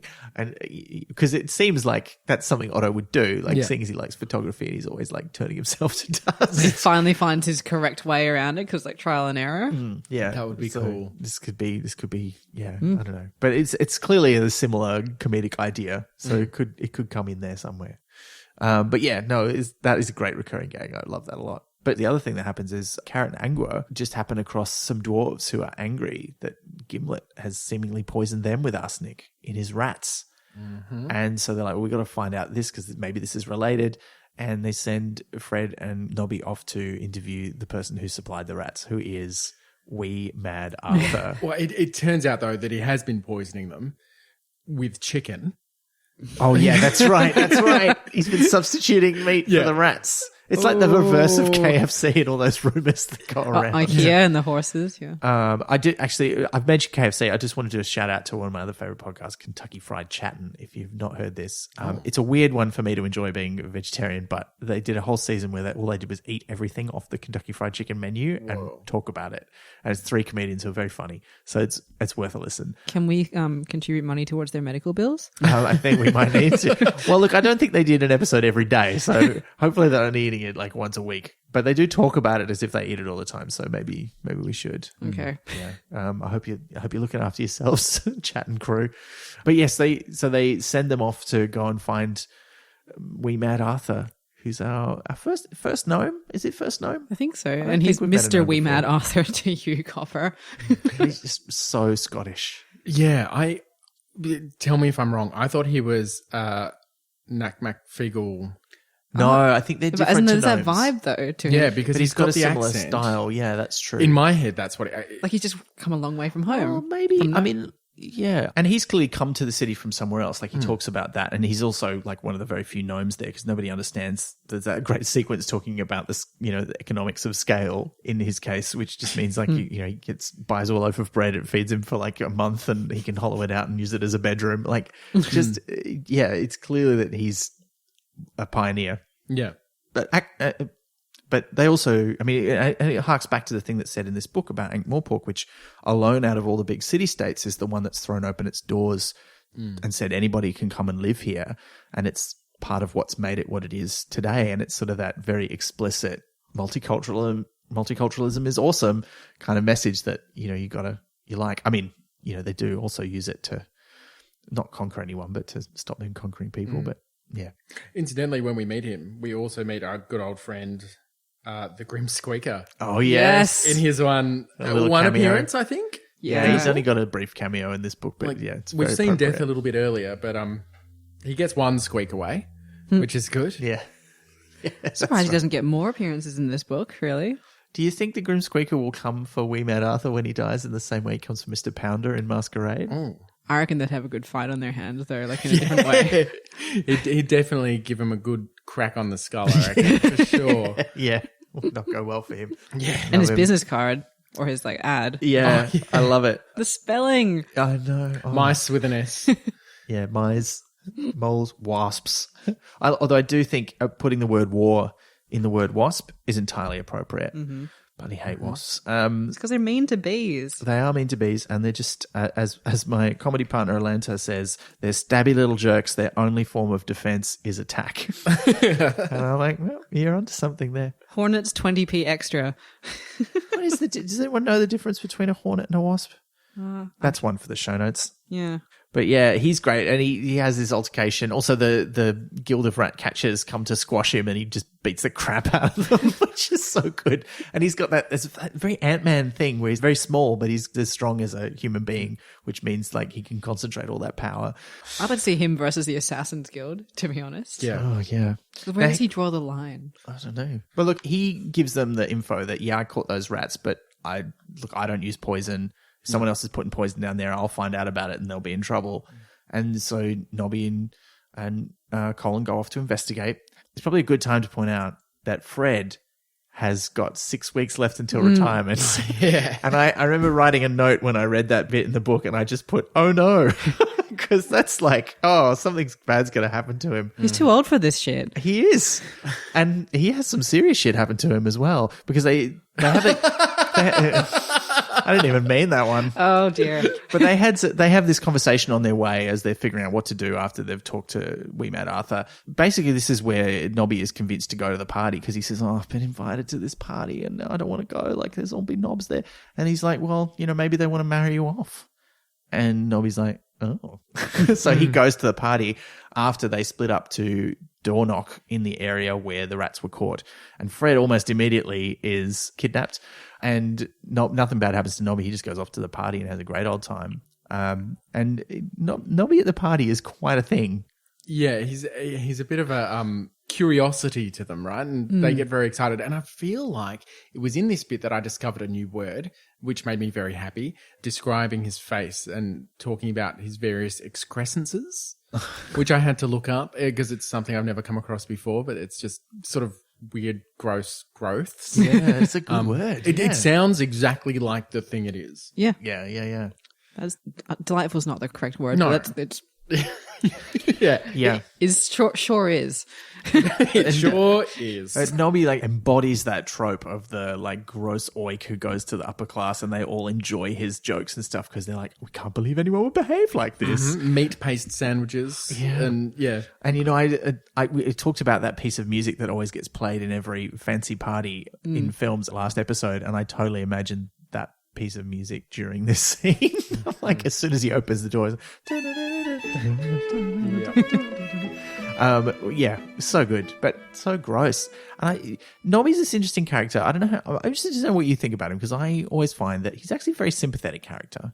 He's not really ever mean to anyone, but they're always alluding to the fact that he's a terrible person, and it's not just based on his looks. Like they talk about how he's always nicking things and he does awful things, but at the same time, he nearly always does that stuff off camera.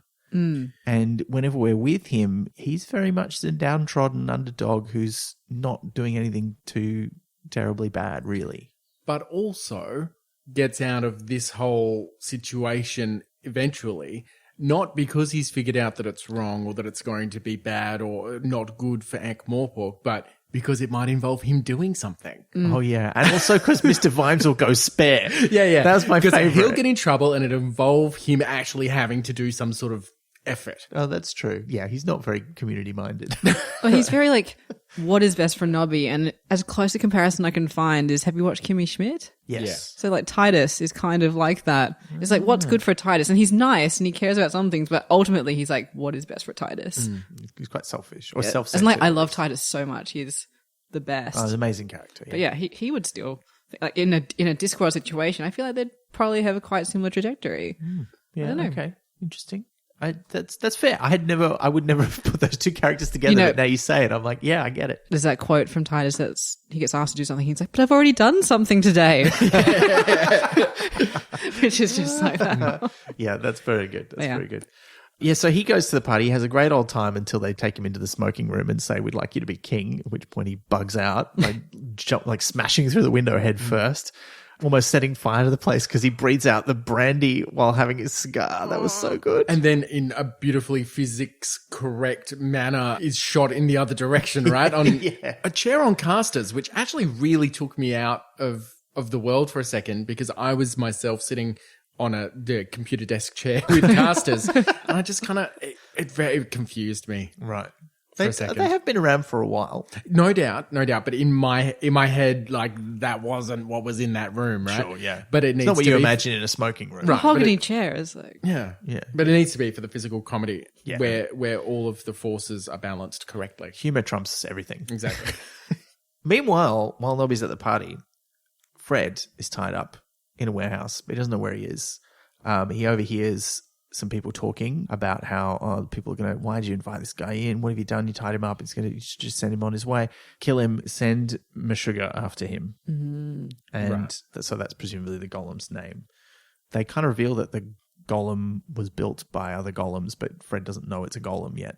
But then when it comes for him, he's able to escape with the help of Mad Wee Arthur, unfortunately, into one of the tributaries of the Ankh, which is used as a sewer. And it's gross. He has a gross time. But he has a very exciting chase sequence where he's like, being chased by the King Golem. It's frightening. yeah, and it would be Colin, like this poor Colin. Yeah. Oh, man. He is literally up shit creek, right? Yeah. Without a Yeah. paddle. I love the description of when he fell in. It was so slow, like he was because it's so thick. Oh, And gross. Yeah. disgusting. And normally people try to breathe, and he was fighting not to breathe. Yeah. Because that's how putrid it is. Brilliant. And they foreshadowed it nicely in case people had forgotten how gross the Ankh was when they were looking for clues at one of the murder scenes and to try to say there might be a footprint outside the window. Yeah. And then no, it's a huge drop down to the river, and then he's like, well, actually, just have a look. It would have oozed back by now. Surely. It's like, so gross. Yeah.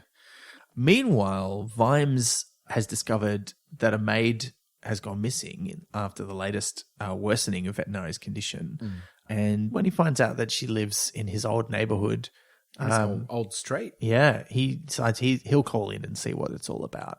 where he discovers a funeral. And I love that, Pratchett found a nice organic way to put in this glimpse of what Vimes' childhood was like. Really fleshes out his character a bit more. But it also gives a real impetus to the plot because, yes, we care about Veterinary and we care about what else is happening. We kind of care about these two old men, although we never really met them.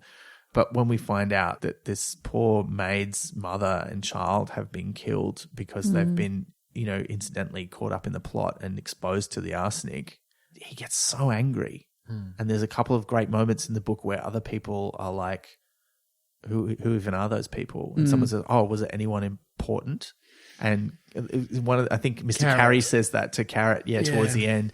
And Carrot's like, well, I always felt sorry for you up until that point. You're lucky Mr. Vimes isn't here. And you're like, yeah, you'd be in big trouble.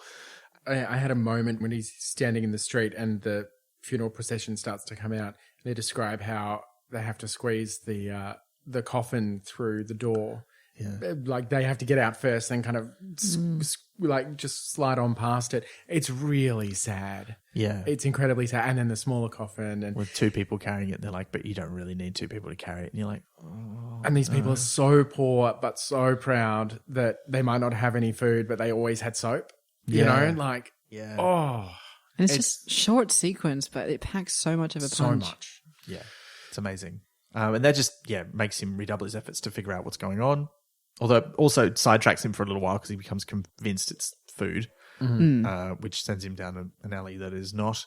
But it does eventually lead to him figuring out what it is. And Colin also is like, oh, I've got a clue, because once he escapes from the sewers, he's like bound up in this string and he's like, what kind of factory would have string? I don't know what this is. I've got to get this clue back to the commander. And he's still being chased though, and he ends up dangling off a roof while the golem's like pursuing him, which is, it's just a really great visual like action sequence that really works, which is a tricky thing to pull off in print. It is, but it's also an action sequence I've seen in a movie 1,000 times before. Yeah. Right? Sure. Like running up the stairs break, grabs onto the roof, and then, where's the bad guy? He's hanging on. To me. Yeah.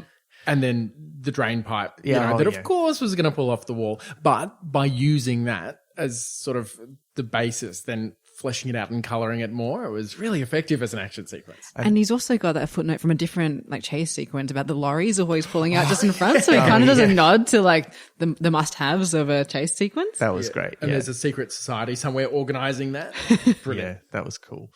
But he eventually, he ends up sort of surviving because Carrot has decided he's going to let Dorfel go free. And he puts his chem back in his head and he says, off you go. But then realizes that, oh, wait, hang on, it might not be safe out there for a golem, because as well as the golems smashing themselves up, word has got out that something's gone wrong with the golems and that they might have killed some people. And so there are mobs smashing up some other golems as well. And indeed, Dorfel is like threatened by one where he holds up this. I found this really sad. Like he holds up the sign that says, I'm worth $530. And they're like, oh, it's always about money with you. And Carrot has that great line where he says something like, when money's all you told you're worth, like then that's the only defense you have. And you're like, oh, this is awful. So a cameo spot, Dibbler. Oh, yeah. Because, of course, wherever there's a crowd. There's it sort of gets a lot of side characters in little, very minor ways, but you're always just happy to see them, even if they don't do anything. Yeah. Like seeing the Beggars Guild members was pretty great as well. They don't really do anything for the plot. But it's always just like whenever Dibbler's there, you're like, it's a nice moment. But it's a horrible moment for anyone who's buying from him. But of course. But Dorfel goes off back to the place where he's working, the slaughterhouse, and they don't want him anymore. And Carrot's like, we can't just give him away. I'll buy him off you. And he's like, oh, great. He was worth $530. He's like, you were going to give him away a second ago, and buys him for $1, which is where he gets the receipt. And he just tries giving it to Dorfel, and that doesn't really work. So that's when he pops it in his head. And Dorfel goes on a bit of a trip. Falls over. He has to crawl away and have a think to himself. But he gets free will. He belongs to himself now and has this sort of weird epiphany, really, like that sort of mystical moment of awareness of the universe and feeling connected to it, because now he wasn't a thing owned by other people. He's a person properly. And then you can basically graph out the joy/sadness trajectory for him after that, because he like goes on this rampage. He goes back to the butchery and frees all the animals, and he goes around. Like, later on, they talk about all the things that he did, and it's all kind of. But then he later has that conversation, like just jumping ahead about like, well, some of the animals I freed just milled around. Some of them even went back into their pens, and it's kind of just sad about free will and what people will do with it. Yeah.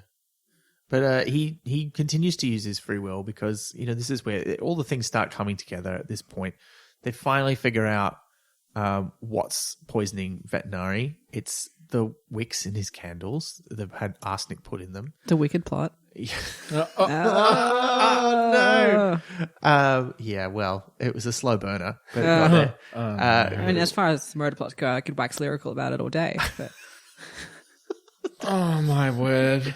Sorry, Nate. All right, let's extinguish this line of conversation and just crack on. Keep going. Yeah, we don't want it to turn into. Yeah, we won't glorify any of the deaths in the book. It's not a snuff film. That's not, there is a book called Snuff. Let's ignore that one. this is Tallow's humor. Tallow's humor? Tallow's humor. There you go. You got that. That was a good one. I was going for shallow, but then I was like, oh wait, there's a better one. Yeah. But yeah. But yeah, they figure that out, and that's why the maid's family die, because they get given the candle ends, which they took home. When you say get given, Yeah. No, It's perks. it's perks. But the way she describes it is we're allowed the ones in. Yeah, but they're not given them, and they change them probably a little bit sooner than they need to be changed. She's Yeah. very defensive about it because Yeah. she knows that it's not quite on the up and up. Yeah. But ethically it's sound. Yeah, but yeah, just for sure. And she gets the good ones. Yeah, which is unfortunately even more heartbreaking. Yeah. Oh, when he says, the sort that's nice to read by at night, and the little fella's gotten sick, and so he's staying up, so Granny stayed up to look after him. Just Oh wow. And it was her kindness that made it work. Does this make the patrician complicit in that death? Because he's figured it out, but he still Had he figured it out by burns that them point, down. though? Well, this is a question I wanted to ask, because we discovered towards the end of the book that he has been faking it. Like, he's worked it out, and he's been not burning those candles, and he's just been like cutting the bit off and just burning a bit of the wick at the end, so people think he's been using them. even earlier than that, though, we get a hint because he says, if he takes any longer, I'm going to have to give him a clue, or something along those lines. He's figured it out at some point, but is he faking it the whole time so that he can expose the plot, or is he actually taken in and then figures it out? Actually, no, he's definitely affected by it because there's a point where his hair hurts and everything aches. That does seem real, doesn't it? Yeah. So I think it's quite late in the game. He figures it out before anyone else. Yeah. But I think this last bit probably is only taking, a couple of days. Yeah. So he might be, but as in they've probably been slowly poisoned over a long period of time Yeah. as well. Yeah. So he could be slightly complicit or not at all. Like there's maybe slight overlap in him knowing, but it might have been too late. Yeah, okay. And I guess it would make sense. It would take longer for... Yeah, okay. It makes sense. It does make sense. Because he got sick and then it's over a little while. Yeah. Yeah. And also, arguably, Veterinary would have copped a bigger dose of it than the two of them if they've only got the ends. Yeah, although over a longer period of time, because he's not staying up all night the way that the grandmother was. And he's not a little baby, so he's not more susceptible. It depends on how naturally lit his rooms are anyway. Yeah, I guess that's true. He might have lots of candles. Yeah. But anyway, it's not good for anybody. But they know what's going on, so he's going to be safe. And this leads to the confrontation in the candle factory, where Art's like, "You'll never take me alive, coppers." And he reveals that, they're making these 500,000 candles a day. But it all comes together because Colin's going past on the herd of freed animals that saved him from being squashed on the ground. Although this also cures him of his idea that when he retires in 6 weeks, he's going to buy a farm. He's I don't want to ever go near a farm animal again. And so that happens. But also, there's this great showdown with Arthur Carey, who's got a crossbow. And the golem is working there. And he sort of reveals that the golem just works nonstop until they run out of materials, which is when it goes off and it doesn't have a purpose and it goes a bit mad. And that's when it's wandering through the streets and bellowing in the fog. And then it comes back. Which is a bit of a weird thing, because how does it know when to go back? I mean, obviously it does what it's told, and they tell it to go after Fred, and it doesn't seem to have. Well, we know from what happens with Dorful that it doesn't have any compunction about killing other people, unlike most golems, which can't hurt other people. Because Carrot's got that thing where he tests Dorful before he lets him go, and he takes off his armor. He takes off his breastplate, and then he also takes off his shirt as well. And I'm like, this is just gratuitous, isn't it? Oh, But I'm into it. I'm okay with it. Come on, but- Karen. but come on. That'll be. I mean, they'll have to put that in the watch at some point. But anyway, he goes to punch him, but he stops his fist just beforehand. So we know that Dorful can't hurt other people, but the King Golem can. Well, Carrie escapes, goes into an alley and is hiding, and they guard both ends of the alley. But then he still dies before, like he's offering to turn turn witness, but he's dead. Someone snapped his neck. And at that point, I'm like, okay, I know who this is. Yeah. Right, which is good. And there's also the mystery. Oh, we skip the bit where Vimes is going to be framed for the poisoning of Veterinari because Of course. That was a whole nother problem. he's trying to figure out stuff, and he goes into his office and he puts his hand in his desk drawer looking for the alcohol that he knows won't be there, but it is there. It's the good stuff too. And then the guild leaders turn up, having been given the nod that no, he's going to be drunk and he's got arsenic in his desk. And there was, because someone's planted it there, but he's not drunk. I assumed these guild leaders weren't in on the plot. Yeah. Well, I think most of the guild leaders are not. Right. They're Certainly just the ones dodgy that we know. folk who would have been happy for it to work out badly for Vimes. It does seem likely Mr. Slate's probably in on it, Yeah. but it's not clear. But he's the most Not a clear gung-ho one. slate. No. So Dragon's just recruited the people that he needs, the end. I mean, it's possible he hasn't recruited anyone, that he's doing this off his own bat, but it does seem like he would have some conspirators to make it work. And then he's just pulling strings to make other people follow their natural trajectories without being in on the plot. Yeah.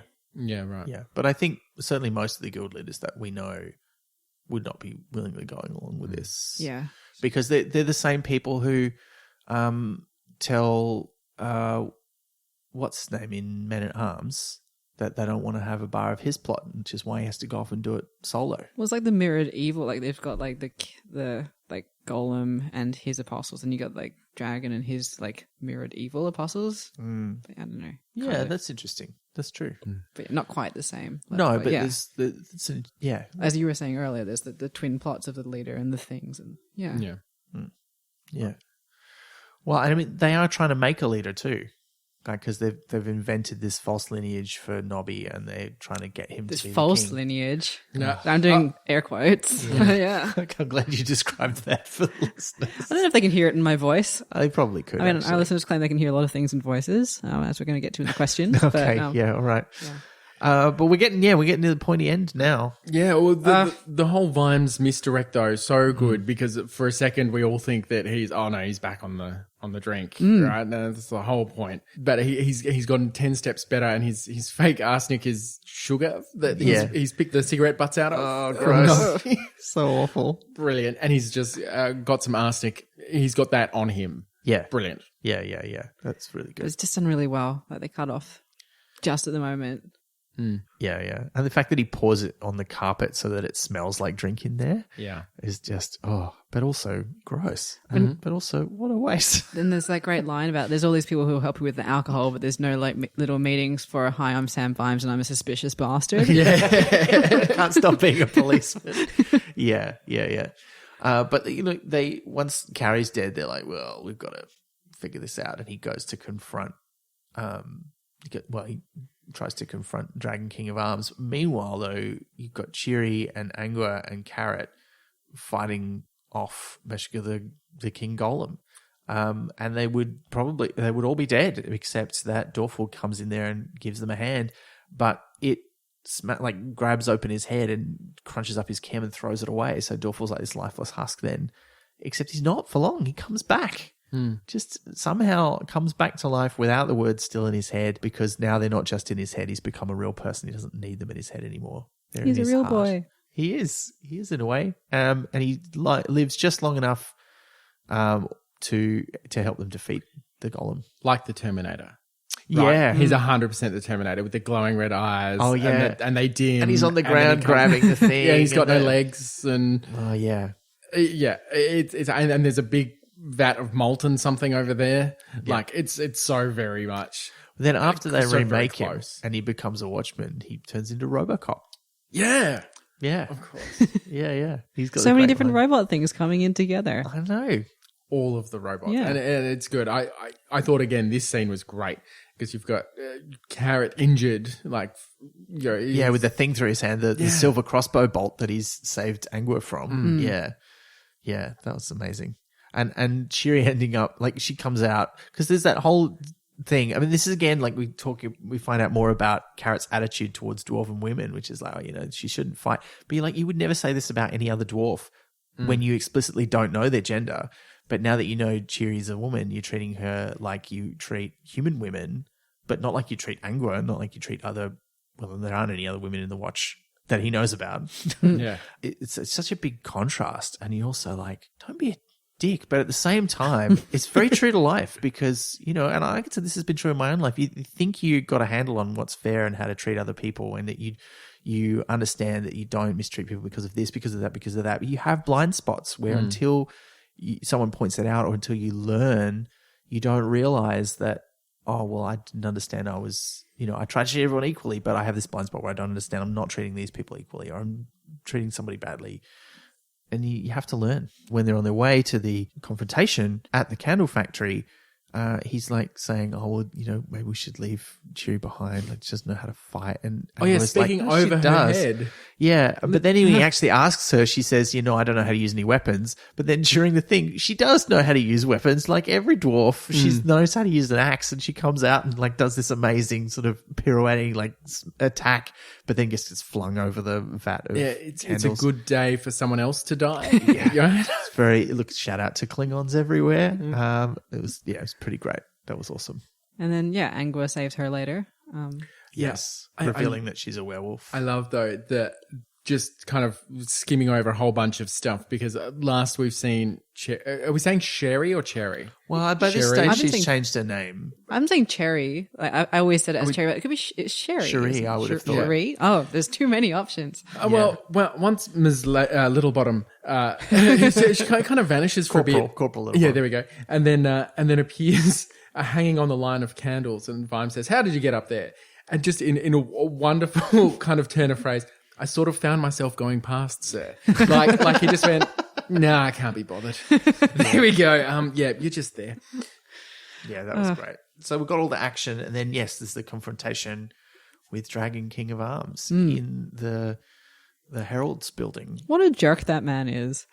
Yeah. Yeah. He is a jerk. He's a jerky vampire. Mm-hmm. Which doesn't mean he tries to drink blood out of jerky, because that would be impossible.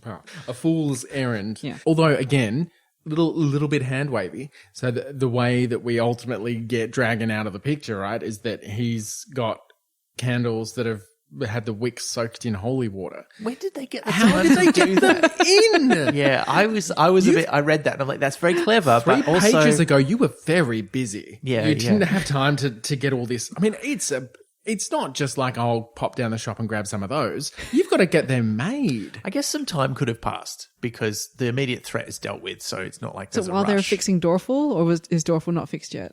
Well, Dorf was fixed. But he only took overnight. Yeah, that's true. He did only take overnight to remake. So I don't And know. also, there's not anyone making candles. Like, Also, does this mean- Exactly. Yeah, our one candle maker's like very much out of business at the moment. and this is where Dorfel turns Robocop. He has his great line, "Undead or alive, you're coming with me." Yeah, just so good. I love it. And they bang him up in the cells, but they realize that there's just not enough evidence. He's gonna go free. He's also too important. He's too influential.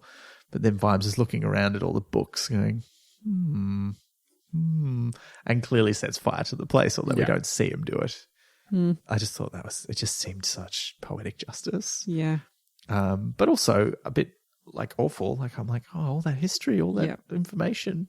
Oh no. True, but it is the real punishment, though, isn't it, for a character who's been alive for centuries and has made this his entire thing, planting the trees of the families and figuring out how it all grows and keeping track of it. It's there couldn't have been a bigger punishment for something that wasn't alive. Yeah, Yeah. for sure. Yeah, I'm just going to quickly skip past the Angua was thinking of leaving, but she's not, because I felt like that was a bit of a nothing plot. Yeah, kind of dull. I actually thought she was going to leave. Like, I couldn't remember how that resolved. And then when she doesn't leave at the end, I was a bit like, oh. But yeah, I didn't really invest in that throughout. I was like, she's going to stay. And I also Yeah. don't quite understand the rationale. I don't feel like that was built quite as well. So yeah. And also there's the whole Vimes bursting in to a meeting and busting it up with an axe that we don't see. yeah. It happens off camera. Yeah. But Does he do it while they're there, or does he do it? while they're there? It's while they're there for sure. Okay, Because it's there as a reminder, right? That's why Veterinari's going to leave it there. Conversation piece. Yeah. Yeah. Okay. That's So I reckon he's terrified everyone and it must remain. And that's in the room of rats, right? yeah. Or hall of rats or whatever. The room of chamber of rats. or Chamber of something. rats. There we go. Sounds like something from Harry Potter. It does. But look, yeah, that brings us to the end. We've got a few new members of the Watch now. There's that bit where, Vimes insists that they're going to have zombie members Yep. because some of the upper crust are like, we can't have any undead people. The Watch. He's like, right, we're get some zombies in the Watch. But no vampires. But no vampires. No vampires. I don't feel like it's rushed at the end. I feel like there's great pace for the ending. Yeah. But in contrast to some of the early books where it does really feel like the ending comes a bit out of nowhere, I feel like this one is well paced. It's just picks it up. For me, I think it's just a lot happens rather than it's rushed. It's just like it's very busy. A ton of stuff is happening. So it's just hard for me even though I've only just reread it, it's hard for me to quite keep the order chronologically correct in my head. No, that's fair enough. But as that brings us to the end of the book, I think it's time for us to talk about some of our favourite bits. All of mine, a little bit sciencey, but there's plenty of the stuff here. So There's good stuff in there. Do you like science? A little bit, yeah. It's kind of my thing. All right. Ish. This is Cheery Littlebottom, as she is still Cheery before she's renamed, when she's sort of figuring out what's going on. Cheery Littlebottom leader gets the corridor wall outside her privy and wheezed. It was something alchemists learned to do early in their career. As her tutors had said, there were two signs of a good alchemist, the athletic and the intellectual. A good alchemist of the first sort was someone who could leap over the bench and be on the far side of a safely thick wall in 3 seconds. And a good alchemist of the second sort was someone who knew exactly when to do this. So that's great, but then the equipment didn't help. She scrounged what she could from the guild, but a real alchemical laboratory could be full of the kind of glassware that looked as if it were produced during the Guild of Glassblowers All-Comers Hiccuping Contest. Brilliant. That is great. And accurate. There is a great footnote towards the start, also sciencey. This seems quite relevant to your interests, actually, Nate, because people look down on stuff like geography and meteorology, not only because they're standing on one and being soaked by the other, they don't quite look like real science. And then the footnote says, that is to say, the sort you can use to give something 3 extra legs and then blow it up. Yeah. Which I just thought that was great. That was also on my list. So you've ticked one of those off. Cool. Well, I've got one, actually. It's when we find out that Colin's planning to buy a farm afterwards. And it goes, Sergeant Colin went back to his desk, surreptitiously opened his drawer, and pulled out the book he was reading. It was called Animal Husbandry. He'd been a bit worried about the title. You heard stories about strange folk in the country, but it turned out to be nothing more than a book about how cattle and pigs and sheep should breed. Now he was wondering where to get a book that taught them how to read. That is great, yeah. This is when the Nobby turns up at the party and the footman is like letting him in and deciding he's going to help him out. There might be a time, the footman thought, when it paid to hitch your wagon to a star, even if said star was a red dwarf. Which is like, it's a very sciencey joke. Like, I think anyone will laugh at that and go, oh, it's a red dwarf. But that means it's a star that is not giving out much heat and is pretty gross and probably near the end of its life cycle. Oh, that makes Red Dwarf the series so much funnier. Oh, there's one bit we didn't talk about. One thing I thought was quite interesting in the book was that when Vimes says to Carrot, Mrs. Easy, he doesn't know who she is. Yeah. And yet they make a big thing earlier in the book about how he knows everybody. Like, I wasn't quite sure what he was saying there. Like, I was like, is it to emphasize how common these people are and how invisible they are? Or I got something different from it. I got that they were sort of separate from society in a different way, that she was in her house, lives in her house very meagerly, and probably doesn't have a very large range. And this street, why would Carrot ever need to go down that street? Everyone's very law-abiding. True. True. And she'd be in her house anyway, even if he did. So Yeah. Good point. That was the sense I got. But maybe I'm idolizing him too much, but I can't imagine him thinking somebody was so common they weren't worth his time. It just doesn't fit into the character for They me just at haven't all. been in each other's orbits. Yeah. I've got a brief one. It's just when Cheery's wearing a skirt for the first time, and other dwarf watchmen come up, and there's 4 of them, and the first 2 are very outraged, and they sort of go, "Oh, I can't believe this," and I'm going to tell Vimes, and they storm off, and then I can see your ankles, and that's terrible. And then the third one just sort of hesitates before falling. It's like, nice ankles though, and then like runs off, and then the fourth one wants to try her lipstick. So like it's kind of a interesting like breakdown of society in like a microcosm. Yeah. But yeah. Yeah, a nice way to show that all these dwarves aren't the same. Yeah. I actually had an extra part of my thought earlier about the dwarves and gender. Wouldn't it be interesting if they started off as some unknown gender and then saw the things that they liked and then split off, but then by picking all the different things they like, ended up being a nondescript gender Yeah. at the same time, like, and so mixed that it got even more confusing. Like, I don't know, that was something that kind of scratched the back of my head a little bit. If it carried on, yeah.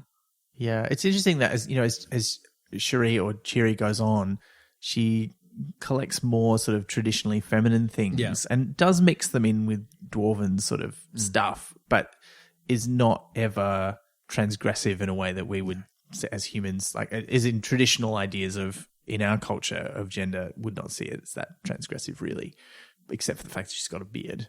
But so what, It's because she's like the first, the pioneer, so maybe the path is narrower. I don't know. Yeah. I have one line for you that I absolutely love. The tincture of night began to suffuse the soup of the afternoon. That's a very good one. It's so good. So that's Veterinary himself coming up with that line, but while he's still a little bit groggy and he's just quite like, with it. this is so good. And you're like, look, it's pretty good, mate. But it is a beautiful turn of phrase. It's like the thing you jot down at 3 a.m. You're like, this is a thought. Yeah. Yeah. But better than that. Let's answer some questions from some listeners, Liz. We got some great ones. What's the first one?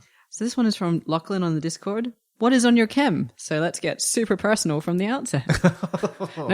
Wow. Okay, what are the words in our heads? Full on. I just feel like there isn't one because isn't that the point? Like that we don't.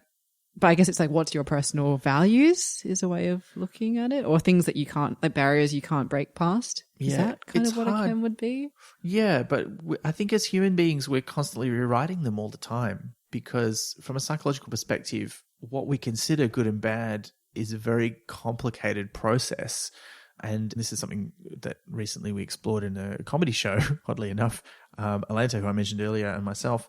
But one of the things that happens is we form our idea of what's good and bad based on how we're behaving in the moment, and we look at our own behavior and justify it. And so it's a complicated process, and hard and fast rules are not a big part of human psychology, really. We're always making exceptions for ourselves. So it's really, that's a really tough question to answer. I feel like it's a wonderful question, but one that I won't be able to come up with a good answer for. We'll think about it. We might tweet it. Mine, I think I've got it's blank, except right down the bottom there's just an asterisk, and it says "See universe," and that's it, right? Like the universe is the footnote. That's my chem. There you go. Oh, That's nice. very. I like it. It's all encompassing. We had the same question from 2 different places. So one from Red on Twitter and one from Maddie Preston on Facebook, which was, if you were to have a coat of arms, what would be on it? Oh, that's so good. Now, Oh, bonus points for bad Latin puns from Red. well, I know the pun that I always try to work out in Latin, or latation, as it's called in the Discworld, was I wanted to do a podcast. I have a website where I was going to talk about games in a humorous way. And I tried to come up with lots of different names for it. The one I really wanted was, there's a famous Roman expression, which is, I don't know how to pronounce it in Latin, but I'm just going to say it the way I think it's said, which is alea acta est, which means the die is cast. And it was famously said that, like, okay, our lot is with fate now. We've done the thing and now we just have to see how it works out. It's said quite often in Asterix comics, which is where I learned it from. And what I wanted was a pun that said the die is cursed, because I was going to talk about, like how games go wrong and how, some games are not good and sometimes you just have bad luck in games. And I tried desperately to find a way to make it work in Latin, and it just did not work. So I feel like if there was a way to make that work, maybe that would go on my coat of arms. But then again, I don't think that games are cursed. So I don't know if that's the message I want to send. Does anyone have an actual family crest? Because the Mackenzies do. I don't, not that I know of. I haven't looked into it, I have to confess.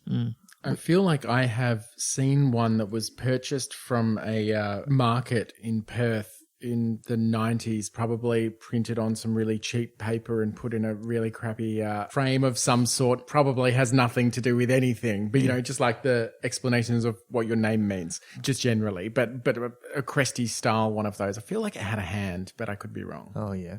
Well, the Mackenzie one is a mountain with a flame on the top, and I've forgotten the Latin version, but the motto is the light that shines but does not burn.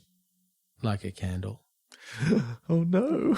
Have you been poisoning us this entire time? Is that why there's a candle here? No, I promise, no. But look, in heraldic terms, I'd want a cephalopod on there, like maybe a cuttlefish or a squid, because I really like them. Maybe a tortoise as well. I really like tortoises. I feel they signify my interests in weird creatures. I feel like I would end up with one that doesn't at all represent me. I would have completely been sold on the weasels because they're getting fired if they're not on my coat of arms. And then I think there'll be a border of weasels, like as many as possible to get as many of them employed as possible. And in the middle, just like a hand outstretched, and then a whole bunch of hangers stretching across it, holding coats, because that would be a pun or a poon. I'll play on words because it's an arm of coats. That is too good. How does she do this? I don't know. Liz. I'm in awe every episode. I feel like that would represent me quite well, though, just like that, surrounded by like the animal that's going to get fired if I don't put it on my coat of arms. You know what? My Though, arm coats. now I want to see a coat of arms for Pratchett the podcast. I mean, we've got our little banner, wonderfully drawn by George Rex, but I feel like maybe we need a coat of arms, and I don't know what our motto would be or what our words would be. But I'd be fascinated to know what any listeners think. If you've got any ideas, Yeah. we'd love to see them. I only know very limited Latin, so I'm not very much there in that arena. But some more questions. This one's from Carl R. Jennings. Would you say that this is Pratchett's response to Mary Shelley's Frankenstein, as in man's creation of life isn't inherently bad or solely a godly pursuit, but rather the issue is humanity's capacity for respect for its creation? Well, that's certainly in there, I think. It's part of that bigger tradition we talked about before about robot stories, then also golem myths but it's much more about the golems themselves trying to find agency, I think, than the way that humans treat them. I think that's a secondary part of this story. Yeah. But then the mob scene is definitely like there's elements of that, yeah. But sure. all of this is so tied up. I'm not sure. Like, it's certainly not written as Frankenstein in the Discworld. Yeah. But how do you separate it? There's lots of elements of a few things. Like, as we had another listener point out, that it is very much like iRobot and Asimov's sort of work as well. Yeah. And there's the Terminator riffs we talked about and the Robocop direct ones. call-outs, yeah. But yeah, so like definitely part of it. It's a good question.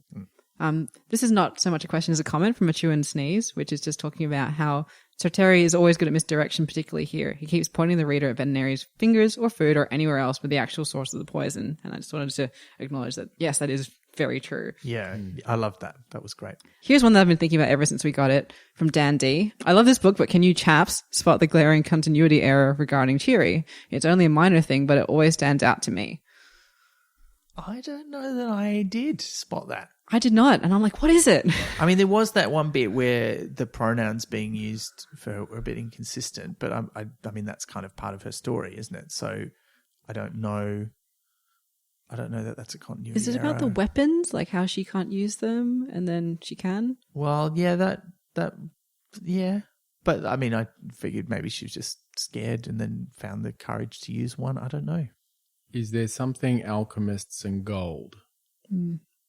I think when we're rereading later, we're going to be like, oh, it's that. But Yeah. Look, if you know what it is, tell us. Yeah. We did not spot it.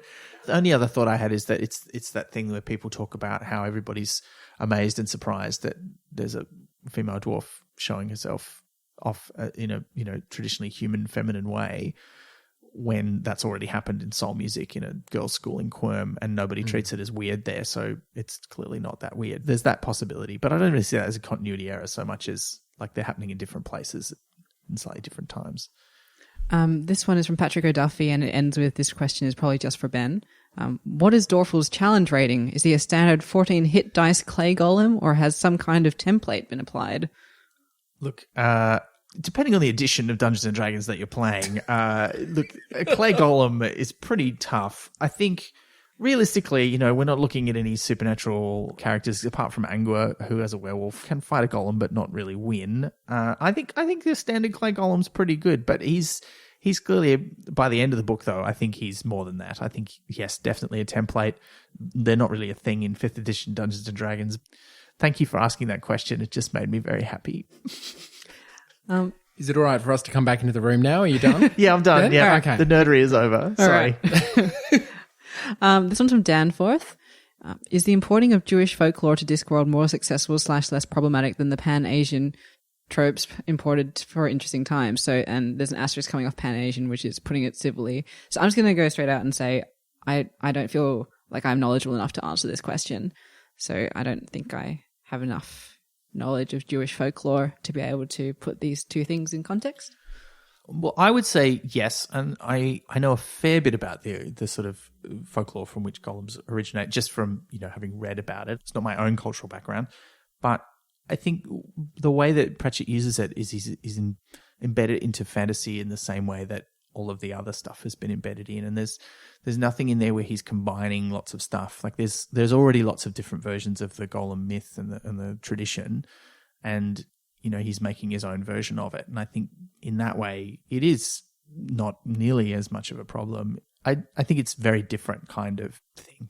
I don't know, that answer was very articulate, but I feel like it's not at all in the same league because it's not as clearly based on real people. It's based on a story and lore.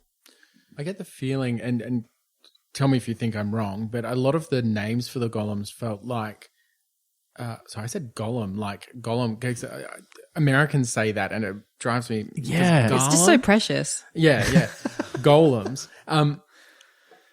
They have names that sound to me like a bad attempt at butchered Hebrew names. Okay, yeah, like Dorful and Meshuggah. Yeah. Which are the only real golem names we get in this book. They never really refer to the names of any of the others. I don't know if that's problematic, but it seems like there's probably a little bit more Jewish sort of related stuff hiding in there than necessarily appears at first glance. So maybe to somebody who knows that intimately and culturally, I don't know, maybe it is a bit more problematic. But I think couldn't say. I think it's definitely on a very different scale to Yeah. interesting times. Yeah. This one from Tim Newport. What are your favorite guild / family mottos? Oh, well, I already gave my actual family mottos, but if they mean the ones from the book, I mean, they're all good. I can't go past the Unseen University one, which is Nunci Vides, Nunci. I can't remember the wording, but it translates to "Now you see them, now you don't." Yeah, right. which I thought is just it's great. Now you see it, now you don't. Yeah, it's just so good. I want to take glum of knit, but I know that's probably going to be problematic for you, Liz. But you can have that. That's okay. Oh, thank you. It's all right. You're the guest. I'm going to hold it against you, but that's. What's your second favorite then, Liz? I'm going to go into Round World and not take one from Discworld, actually. Because at my school, apparently they wanted to take the tartan from a specific thing, so Blackwatch tartan. And they wanted to also take the motto that went with it. And this is paraphrased from what they told us at school like over 10 years ago. Apparently their motto as a military clan was something like, touch me and I'll flatten you. Okay. Which I personally would have loved, but they're like, maybe it's not appropriate for our like school, like in the 20s when they built it of like young women. So they changed it to Crescam Ministrando, which is I grow by serving, which I think is a lot less fun. Yeah. I did go briefly to Wesley College in South Perth. It's okay, I got out. And their motto actually... You're still there. Well, I liked their motto, even though I didn't like the school very much. And their motto was Adendo Atik Agendo, which was by doing and by daring, which I thought was... That's pretty good.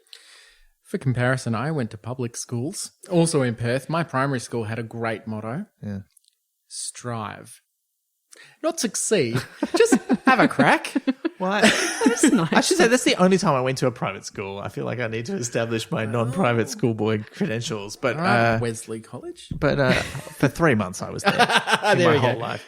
But my high school, my public high school had one, which no longer exists now. They've demolished it and built a new one. But Ballina High School's motto was Siente Luce or Luce, which I think meant like the light of truth or the light of knowledge or something like that. All of these are so much better than I grow by serving. Yet none better than touch me and I flatten you. Yeah. Yeah, that is the best. I would like to adopt as my This one from Johnny Winter. How do you think the key real-world themes, so gender roles, emancipation, etc., are enhanced or detracted from by setting in a fantasy world? So that's a big question. I think we've talked about it a little bit already. So we might have covered this a little bit. I feel like, as you were saying, Nate, that if it was written now, it would take a bit of a different angle and might use that more to its advantage. But I think that one of the things that sci-fi and fantasy always do is that they allow us to think about these things at a remove, which allows us to see them outside ourselves which allows you to sort of remove some of the blinkers and the blind spots, like I was talking about earlier, that we have about our own culture and our own experience. So Less defensiveness. Sorry. Yeah. So I think there's always an element of that is beneficial, and it's one of the reasons why fantasy and science fiction are so important and useful for social commentary. And it's something that's very big in science fiction, hasn't always been as big in fantasy, but it's one of the reasons why I think for a lot of people, and myself included, Pratchett's fantasy writing always feels a bit more like science fiction because of that kind of attitude that he brings to it. One thing I sort of pick up from the times, and I was only little then, so excuse me if I'm misremembering, but I get a feeling that with the whole Cheery Littlebottom sort of story arc, he wasn't breaking any ground. He was just sort of reflecting what was already happening. Having women stand out as women and still be strong in the 90s, if not necessarily achieved in society, certainly not by a long way, was certainly something that everybody was comfortable at least discussing as a topic. I don't think he was paving the way or anything like that, just sort of giving people another view of stuff that was already there. Yeah, and it's in some ways, I mean, the gender expression stuff is different, but in some ways it's also rewalking the path that he's already established with Angua in Men-at-Arms, where, there's that constant joke of like, she's the Watch's only, and then they don't get to complete the word, and we all think it's like, she's the only woman in the Watch. Yeah. Which he also was at the time. Caro asks, so how does the exploration of gender in this book stand up all these years later? I haven't reread it yet, but I remember it as a book that was trying its best but has the inevitable clumsy moments that a cis male writer of his generation might have. So I feel like we've just discussed that, and we also discussed that earlier, but it's a great question. I think it's a fair comment too, yeah. You and Desmond also asked, if you were to become Armigerus, how would you style your coat of arms? So we've answered that, but I think it was good to say. Actually, I think I skipped mine, and I would like my coat of arms to be on a swivel and sunny on one side, cloudy on the other, and I just whip it around as necessary. Spoken like a true weather presenter. You don't want like a blue screen on part of it? Brilliant. Yeah, as long as it comes with a clicker so I could just stand in front of it and not actually interact with it perfectly. That's great. That would be awesome. So good. All right, and so this last question, I think it's for you, Nate, specifically. This one's from Des. If the recording is on a Wednesday, which it is, will Nate be wearing a waistcoat? I'll be able to hear the difference. Can you? Well, I hope that you did. Maybe you should listen to this. It's too late to say this now before looking at any photographs from the recording, because then you can tell us if you really could. Okay, so for those of you who don't know me, which is probably a large proportion of people, I'm on the telly doing weather every morning on ABC News Breakfast, and on Wednesdays I wear a waistcoat. It's Waistcoat Wednesdays. So can you hear it? I don't know. Sure can. It's a good one. I like that. Yeah, one. it's fancy. This whole thing. I feel like I should have worn one, so we could have had a double Waistcoat Wednesday. Thank you so much for joining us, Nate. Thank you for inviting me along. It was a wonderful opportunity to get back into a bit of Discworld, and I'm not getting off this train anytime soon. Oh, great. Excellent. And if people want to find you online, where should they look? I'm Sci Nate at most places, with a dot on Instagram in between the Sci and the Nate. Or you can just watch me on the telly in the morning and wake up and get a little bit smarter every day. Nate is my dad's favorite weatherman. Yes. That is a good score. We've got a pretty good set of weather presenters in this country, I feel. So that's an accolade. Well and done. he watches all of the news, every news. He watches every news. That's brilliant. He watches every news. He has eaten all of the news today. Yes, thank you so much, Nate. Please do check him out on TV. We'd also just like to shout out to our supporters. We've got a few new subscribers, as in people subscribing for money to Pratchett to help us make the show, who've come on board in recent times. We'd just like to say thank you to all our new and existing supporters. We really appreciate it. You make it possible for us to make this show the way we want to make it and for us to keep going so that hopefully we can, in fact, cover every single book. That is a 6-ish year mission, and we hope to get to the end of it, and we will with your help. So thank you so much. Don't forget, if you have signed up as a subscriber on Pozible, that you do get access to our exclusive subscriber-only bonus podcast, the Ook Club. So make sure you look that up. If you have any troubles getting onto that, do get in touch. We will help you out and make sure you can listen to it. And speaking of crowdfunding, it is important for me to mention that I do other things other than Pratchett. And one of the other Splendid Chats productions, Night Terrace, which is currently being broadcast on BBC Radio 4 Extra, we're going to make a 3rd season. And we will be crowdfunding it. That may have kicked off by the time this episode is out, but if not, it'll be coming up soon. So watch out for news of that at nightterrace.com, or you can hit us up on Twitter at Night Terrace or on Facebook as well. But now it's the time of the episode where we tell you what we're reading next. I think probably we should announce the next couple of books, Liz. Yeah, so we've got Equal Rights next with Claire Coleman.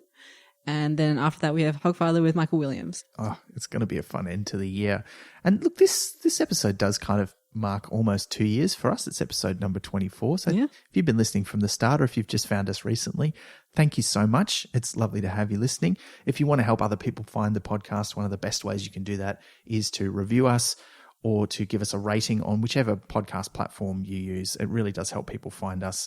And also lets us know that people are listening and enjoying it. We love to hear your feedback. You can also get in touch with us via email or via our website.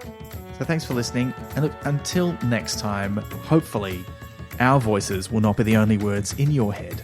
You've been listening to Pratchett, the monthly Terry Pratchett Book Club podcast with Pratchett as Elizabeth Flux, Ben McKenzie, that's me, and guest Nate Byrne.